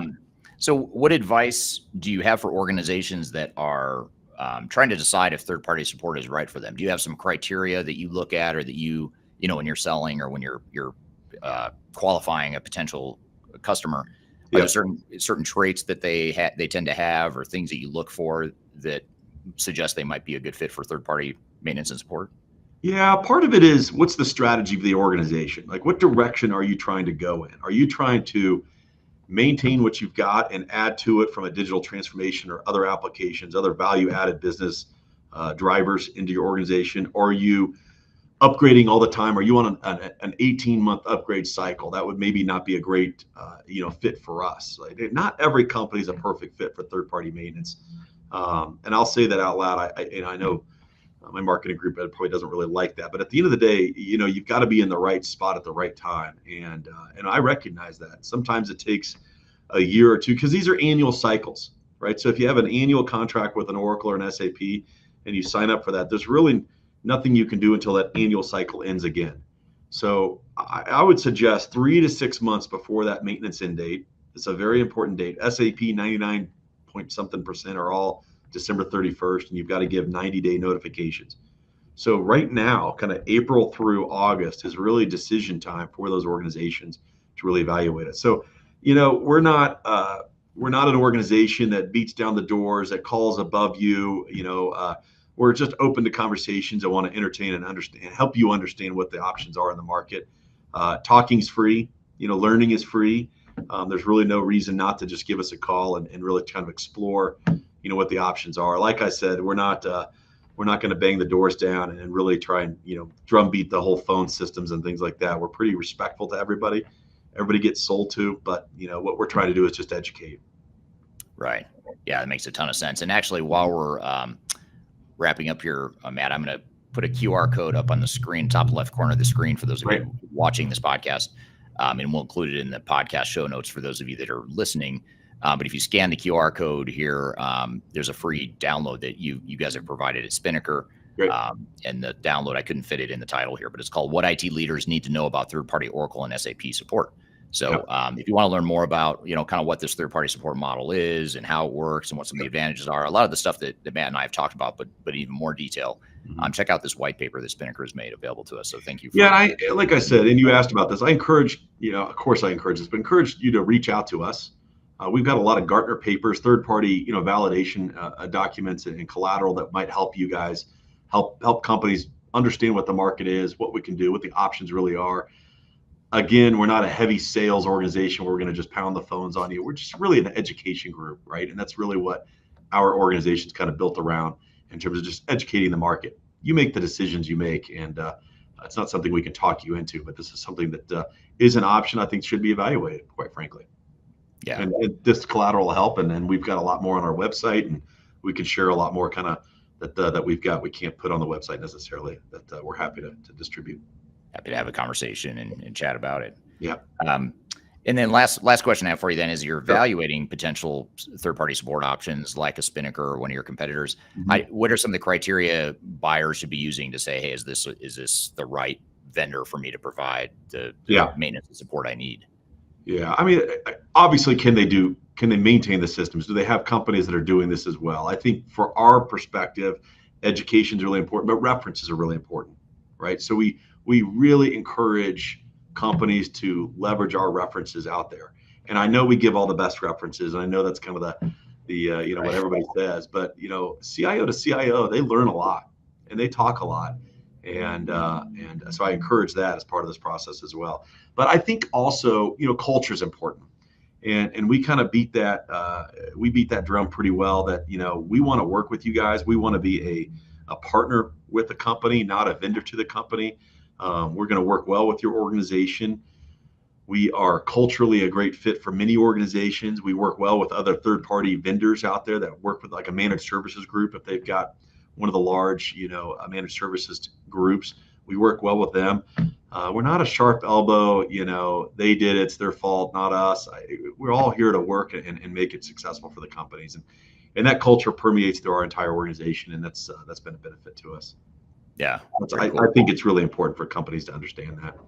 Yeah. And to evaluate that as part of their sure. process, for sure. So this resource right here, I'm trying to figure out where my finger needs to be. Right there is that you scan that QR code if you want to learn more about this third-party support model. And again, if you're listening, we'll have it in the show notes.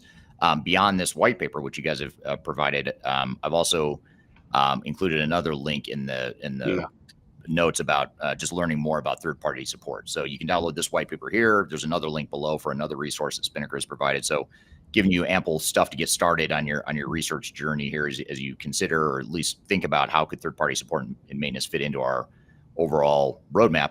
But beyond that, Matt, how can people connect with you? How do they learn more about Spinnaker? What are our next steps? Yeah, hit our website for sure, and reach out to us. There's ways to get in touch with us on the Contact Us page. Very easy to find, very easy to fill out a form. Again, we don't dump that. We don't sell that. We don't put you into a spam, operation around here. So feel free to reach out, put a Contact Us in there, and I'll have somebody reach out to you guys right away and just have a conversation. Again, kind of education is really an important element here. It's not we're not a great spam operator around here, and nor will we ever be. It's just not what we do. So don't feel shy about putting an email in there. We'll get back to you and try and set some time up. So. Thank you again, Matt. Great conversation. Really appreciate having you on the show. A great first-time guest. Love to have you back on at some point in the near future. We've got a lot more to cover, though, related to that conversation. We want to debrief on some of the stuff that we talked about with Matt and I. And then stay tuned also, because we're going to come back and also talk about the top business processes that are most important for you to document and focus on during your digital transformation. So stick around. We'll be right back with more Transformation Ground Control. Just tell me what you've got to say to me. I've been waiting for so long to hear. I'm excited to share our newly released 2024 Digital Enterprise Operations Report. This free download is available on the Third Stage website at thirdstage-consulting.com. This report is truly packed full of technology-independent and agnostic insights for your project to ensure that you're strategically optimized for success. Download your copy today with the QR code in front of me, or visit our website for more details. Hi, this is Eric Kimberling with Third Stage Consulting and your host of Transformation Ground Control. I want to encourage you to read our Guide to Organizational Change Management. It's a free report or a free guide that we published. It's one that I actually wrote that talks about best practices and lessons learned as it relates to change management. So as you know, on this podcast, we cover a lot of stuff related to the human sides of change, organizational change management, including training, communications, org design, all kinds of stuff as it relates to change management. So if you're trying to learn more about change management, or you're looking for more direction and ideas on how to get started on your change management strategy and your overall journey, be sure to check out this guide. You can read it by scanning the QR code on the screen in front of you, or in the links below for this particular podcast episode. You can find a link to take you to the page that will allow you to register to go ahead and download that and read it for free. So be sure to check it out. It's the Guide to Organizational Change Management, written by yours truly. I hope you enjoy it. Let me know what you think, and hope you enjoy the rest of this episode.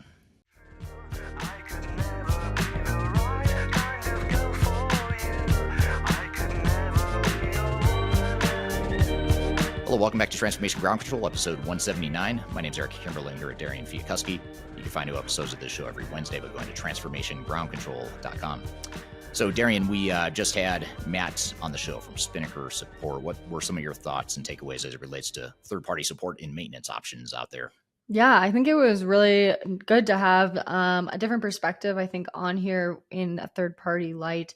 I think it's something that we haven't talked about lately a lot. So it's definitely good to be able to hear what all the options are for when your company is going through a digital transformation or an implementation or anything, and how they can support your company. So that was all great. But I do want to I know you asked him a lot of questions. I do want to get your opinion on a few things here, just to follow up the conversation and see what your takes are on things. So the first one I am really curious about is, how do you think, I know we heard how Matt thinks the third party model will kind of evolve in the next few years, but how do you think it'll evolve in the next few years with the widespread movement of ERP systems to the cloud? Well, I think it's a great opportunity for companies like Spinnaker to provide this third-party support. And it's a great option. It's a great alternative for companies to consider because, like we talked about earlier in this episode, with SAP and other software vendors out there really pushing hard to create both incentives and to move to the cloud and disincentives to stay on-prem, and time-based incentives and disincentives, it's putting a lot of pressure on organizations that may not be ready to go through a transformation. If you think about it, think about an organization that's going through a bunch of acquisitions, for example. Like say they have got private equity money and they're out acquiring companies, trying to integrate these companies. And the last thing on their mind is, oh, I need to upgrade my ERP system, which is working perfectly fine, but it's on-prem and the software vendor wants me to move to the cloud. So I better drop some resources and redirect some money away from mergers and acquisitions and now go do an upgrade that the vendor's forcing me to do. If you think about it, it's just not a good look for the industry because every business has their own priorities. For some organizations, yes, it is time to move to the cloud and they're more than willing to do it. They were going to do it anyway. So this just sort of nudges them along. But for some other organizations, it's highly disruptive. They may be on the same system for 20, 30 years and it's working fine. It's not broken. Maybe it's not ideal. Maybe they don't have AI yet and all the other cool stuff, but it's working okay. So why mess with it? That's just one, devil's advocate school of thought there. So yeah, I think companies that are in a situation where they don't feel ready, don't have the budget, don't have the resources, don't have the capacity for whatever reason to go through a digital transformation right now, this just gives them breathing room. So maybe it extends their life cycle, their current investment in their current technologies. Maybe it extends it by a few years. It allows these cloud solutions to mature a bit more. We get through this whole burst of activity that's happening right now in the space where skills are short because there's so many companies going through transformations right now. So it gives you another option and another path that you could go down. So I think for companies like Spinnaker, I think the next several years are going to be, I would imagine, pretty bright for those companies. Yeah, for sure. That makes sense. How do companies know when they need to look for third-party support? Well, I mean, the easy answer to that is if the vendor's telling you they're going to cut off support at a certain time, or if they're telling you they're going to raise the cost of support, that might be a time to go look around. Even if you're happy with your vendor, I mean, as Matt mentioned, I mean, a lot of their customers are saving, I think he said 50 to 60% of the annual support cost. I mean, that for a lot of companies, that's a lot of money. So if you could save millions of dollars in your annual support, then I'd say that's probably a good time to go at least look at it, see what your options are, see how it compares to what you've got, and see if there's any advantage to go in that route. It can't hurt to go explore the options, I would imagine. Yeah, that definitely makes sense. I know that Spinnaker provided a guide for companies to be able to recognize whether third-party support is right for them or not. So that will definitely be in the description below. If you guys are wanting to check that out or get more information about Spinnaker, that will be in there. Yeah, be sure to check that out. It's in the links in the description or the show notes for this show. So either the show notes or the description, if you're watching on YouTube or LinkedIn or wherever, you can find the link to the Spinnaker guide below. So be sure to check that out. That gives you some more info to figure out if you think third-party support might be good for you and for your organization. So be sure to check that out. So good. It was good to have Matt on. It's good food for thought, good stimulating conversation there. And we're going to continue the episode here in just a moment. We're going to switch gears totally and talk about still digital transformation, but we're going to talk about business processes. So we'll move away from third-party support and talk about business processes and how to know if or what business processes are most important for you to focus on during your digital transformation. So stick around. We'll be right back with more Transformation Ground Control.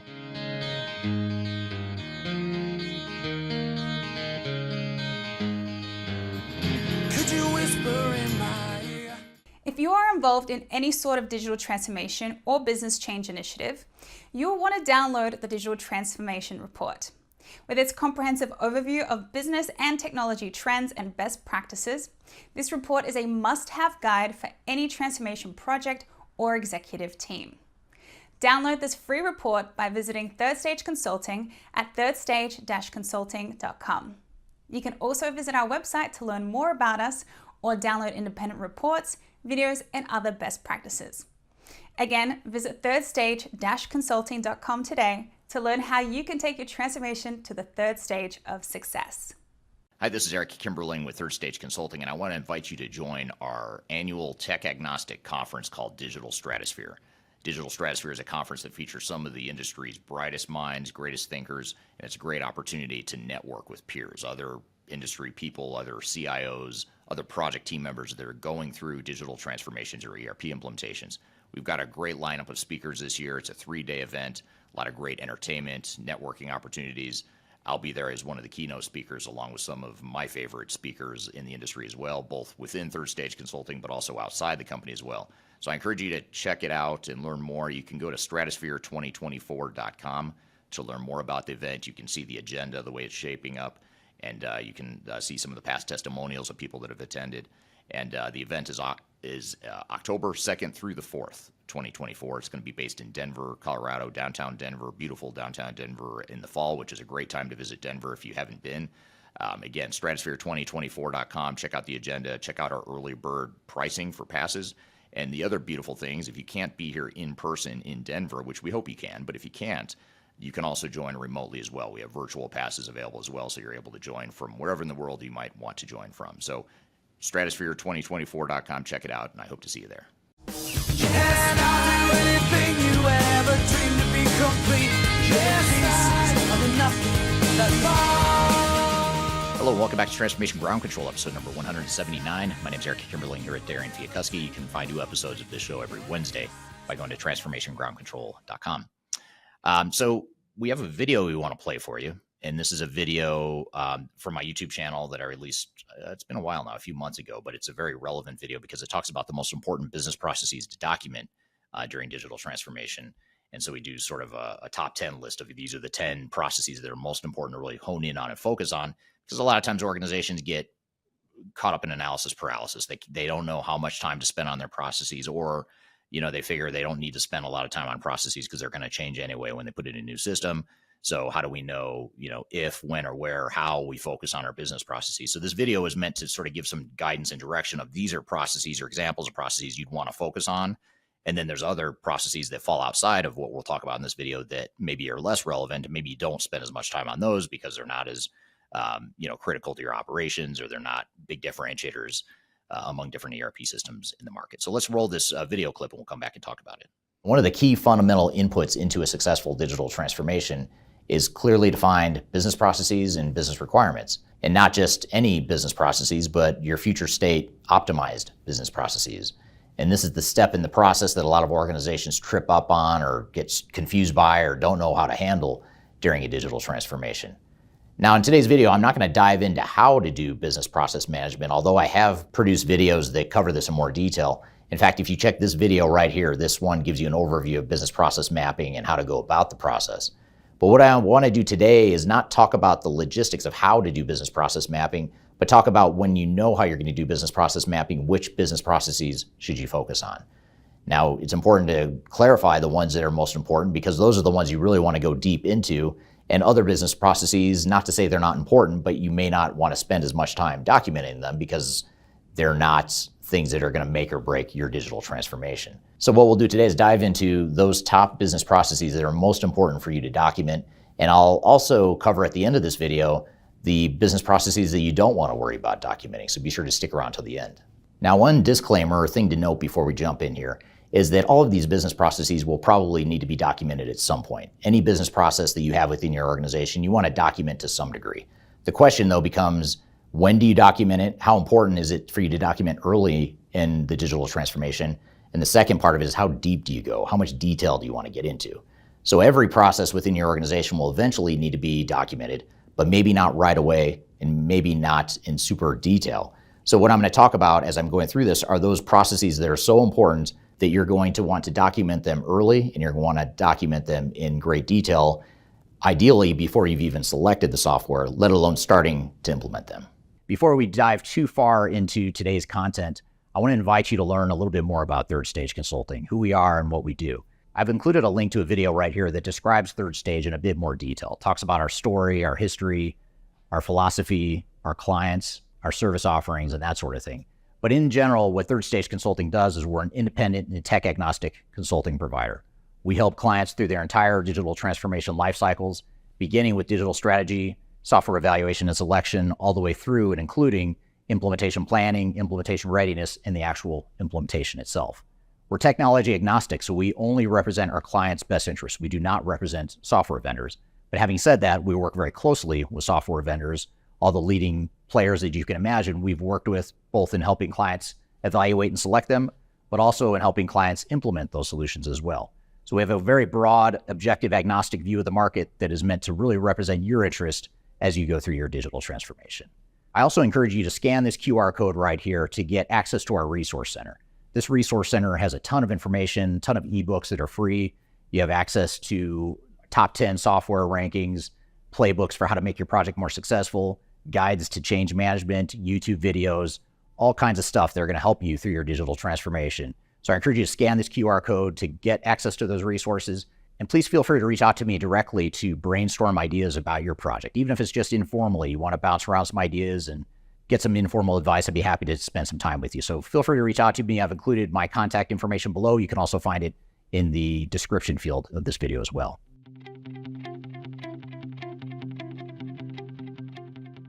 Order entry is a critical business process for two reasons. One is because it's a customer-facing business process that allows you to capture what the customer wants. And secondly, because the order entry or the capturing of the order is typically what spawns and feeds into a number of downstream business processes.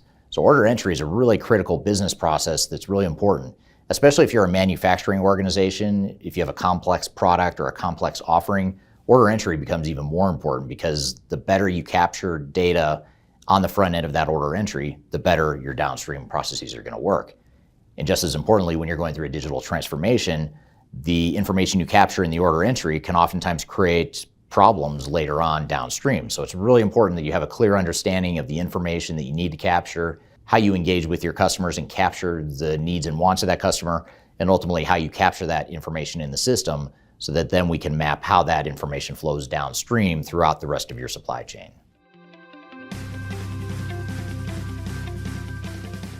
Similar to order entry is another business process that's around configuring, pricing, and quoting a product. And it may sound like it's the same thing as order entry, but it's a little bit different because order entry is more of a finalized entry of an order into a system, but configure, price, quote is a way to put some logic behind how you can or how you cannot configure a product or service that you have to offer. So in other words, it's a way to automate and to put business rules in place within the technology so that it won't allow people to mix and match different components or different pieces of your product or service that don't necessarily fit together logistically. So the configure, price, and quote functionality is something that's really important from that perspective, but also because a lot of systems don't do configuring, pricing, and quoting very well. And if they don't do it very well, it may be a problem for your overall digital transformation. So this is a business process that you're typically going to want to do early on, even before you select the software. And certainly when it comes time to design and deploy the software, you want to go even deeper into that area to make sure you've really fully documented this process as well as tested it and trained people on how that new process will work.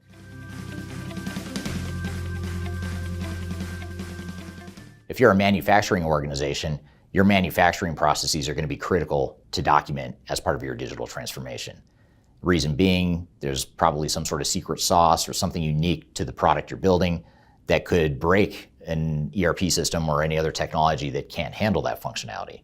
So this is a process you want to document in detail and have a lot of clarity on up front so that you can select the software that best fits your manufacturing and shop floor needs and ultimately so that you can implement the software in a way that's going to support those processes. Now, some organizations will say, well, we're not going to change our business processes in the manufacturing and shop floor. We're going to use a separate MES system or some other sort of shop floor automation, and it's going to integrate back to our core ERP or digital transformation technology. That's fine if you do that, but you still have to make sure that that data flows back and that you have a clear business process for how that data will flow back to other systems. Because again, even if you're not automating that part of your business as part of this digital transformation, the data flow and interaction between your core back office system and your manufacturing and shop floor technologies are going to be critical to your operation. So you want to make sure you select and implement the software that can handle that the best. Now, the final thing I'll mention here is this process is so important because there's so many different manufacturing strategies that organizations have. Some manufacturers are producing low dollar, high volume type products where efficiency is the most important thing. Other more extreme examples might be a manufacturer that produces low volume, high dollar, highly configurable products and services. And those are two very different models, two very different processes, two very different sets of needs and ways you would deploy technology. So for those reasons too, you want to make sure you fully capture what the needs are, what your business processes are within your manufacturing and shop floor.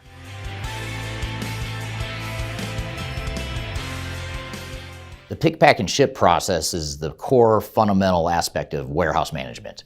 So if you think about picking off of a shelf, packing it into a box or into a container, and then shipping it to your customer, that's what happens within a warehouse. And warehouse strategies differ from organization to organization. Some are focused on just-in-time inventory management, where it's coming straight off the production floor, out the door, onto a truck. Other organizations are make to stock, so they'll stock the goods in a warehouse and then they'll pick, pack, and ship it from there. So you want to have these business processes clearly documented. So again, you can choose and implement the software that's going to best enable that. And not every software does these different nuances within your warehouse management equally. And so therefore you want to make sure that you have fully tested and vetted the ability of the software to handle some of your unique pick, pack, and ship processes.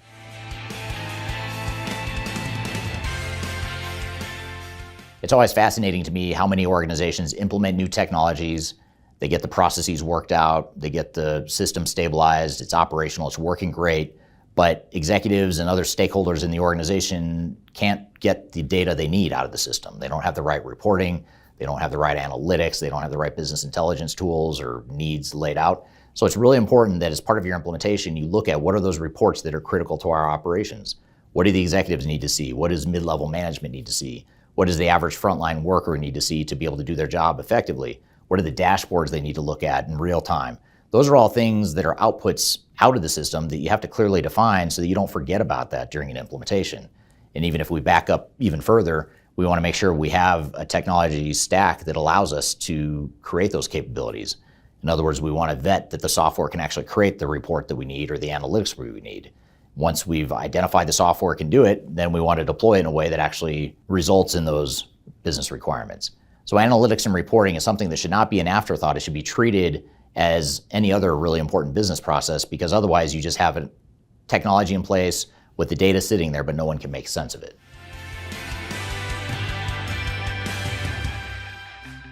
Depending on which part of the world you're in, you're going to have different regulatory requirements. Authorities in your local markets are going to tell you how you have to report certain things or how certain business processes might work. If you look at highly regulated industries like pharmaceutical, life sciences, energy and utilities, certainly government entities, there's a lot of restrictions on how business processes can and can't work.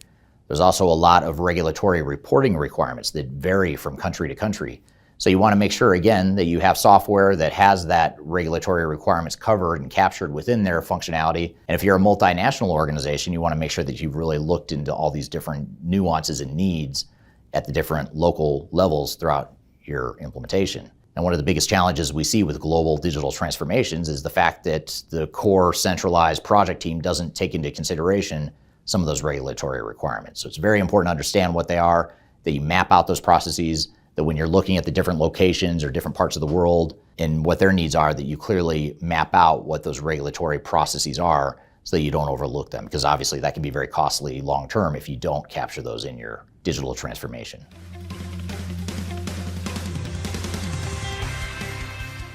Now, I've covered a lot of business processes that generally you want to spend a lot of time on and make sure you focus on during an implementation. However, there might be other ones that are really important to you. They're part of your secret sauce. It's part of your competitive advantage. They're sort of the showstoppers or deal breakers, things that you're not willing to change just because your technology may or may not be able to handle that capability. So any business process that you materially want to change and any business process that's a core part of your competitive advantage, those business processes you want to document as well. And again, some of them I may have already talked about in this video, but there may be other processes that I haven't talked about that are very important to you that you want to capture. So if it is something that's going to be a big change to your organization or it's a big competitive advantage, be sure to document those business processes early and upfront.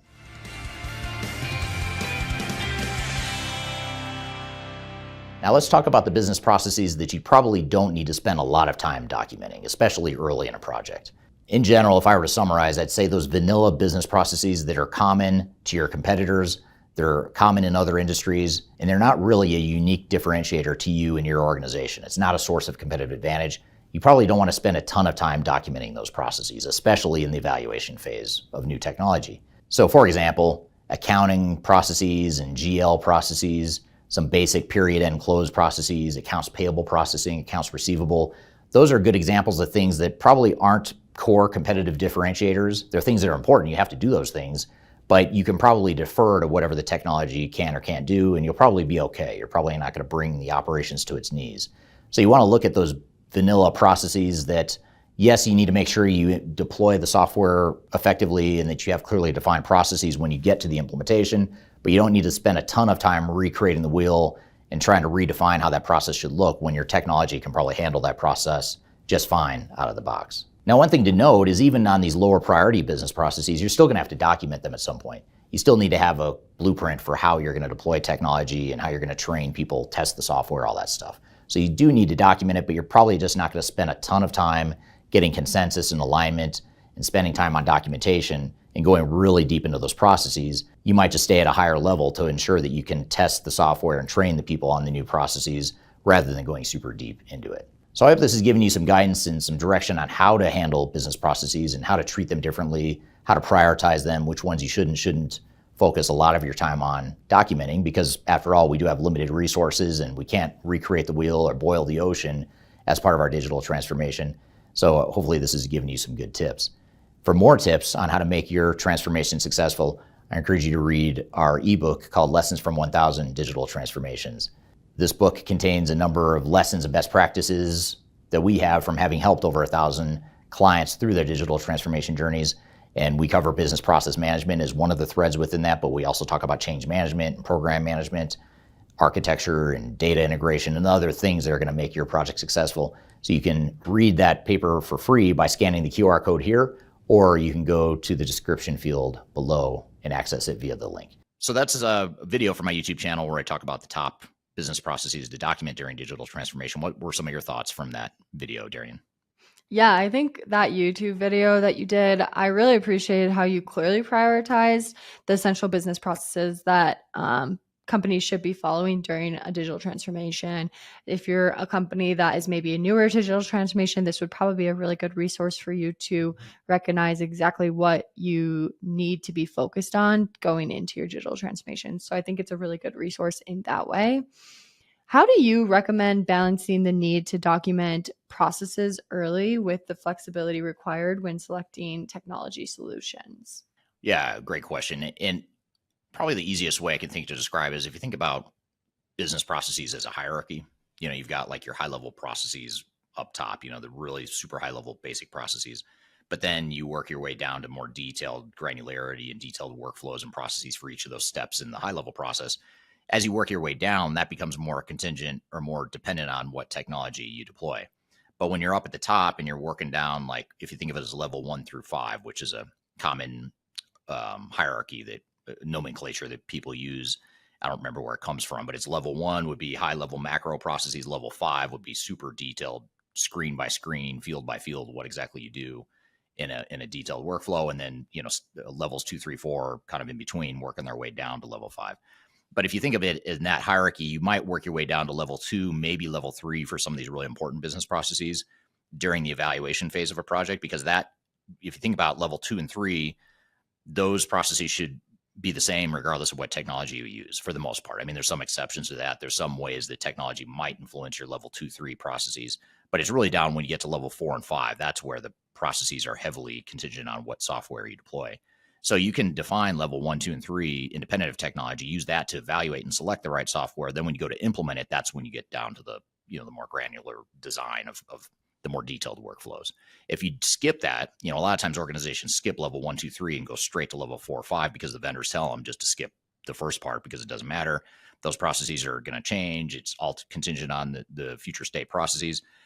You're going to end up creating these detailed workflows that don't have any tie or integration back to a overarching strategy and overarching operating model. So the companies that spend the time to lay out the processes up front will end up choosing better software in general because they have a better vision of what they want, and they're able to manage the implementation better because they've already created a sort of a business process blueprint for how they want their business to look, and now they're just refining that detail as they get down to the detailed workflow. So that's probably the best way I could describe how to balance that dynamic that you're talking about.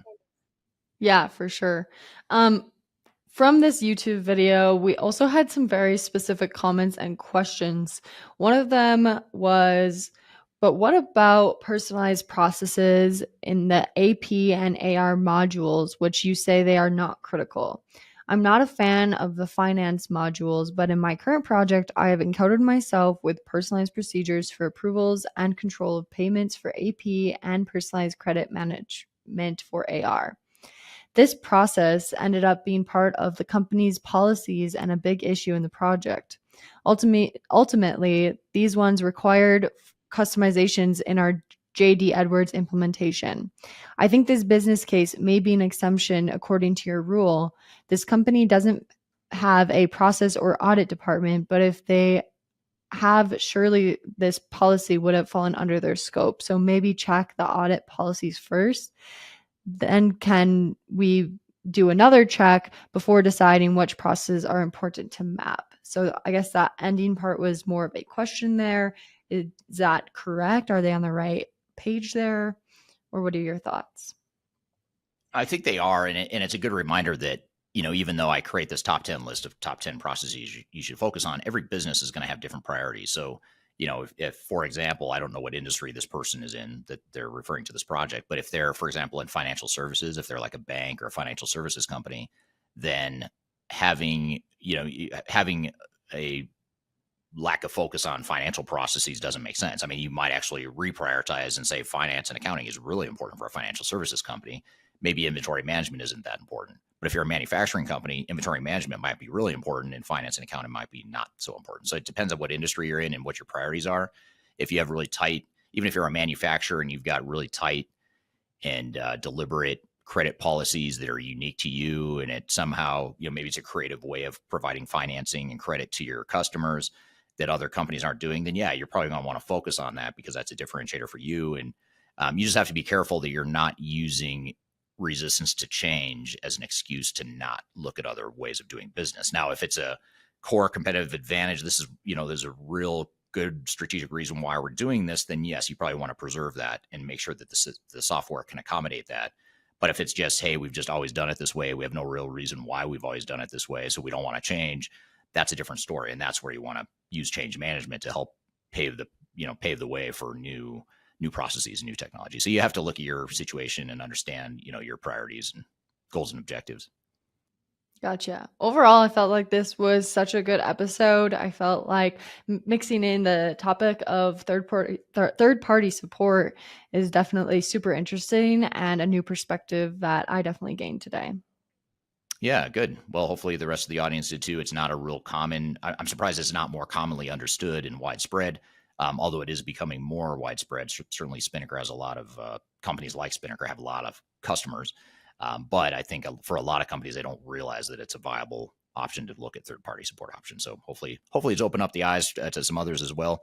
And look forward to hearing your feedback in the comments as far as what your thoughts are on third-party support. If you've tried it in the past, if you've looked into it, if you're using third-party support, love to hear your comments in the comments chat below.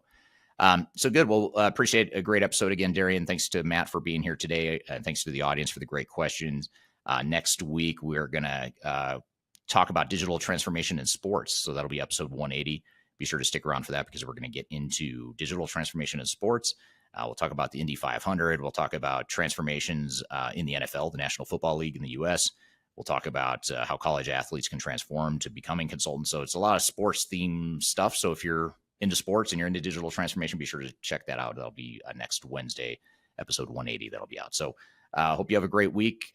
We'll see you next week on Transformation Ground Control. Be sure to check us out at transformationgroundcontrol.com. Have a great week, and we will see you soon. Take care.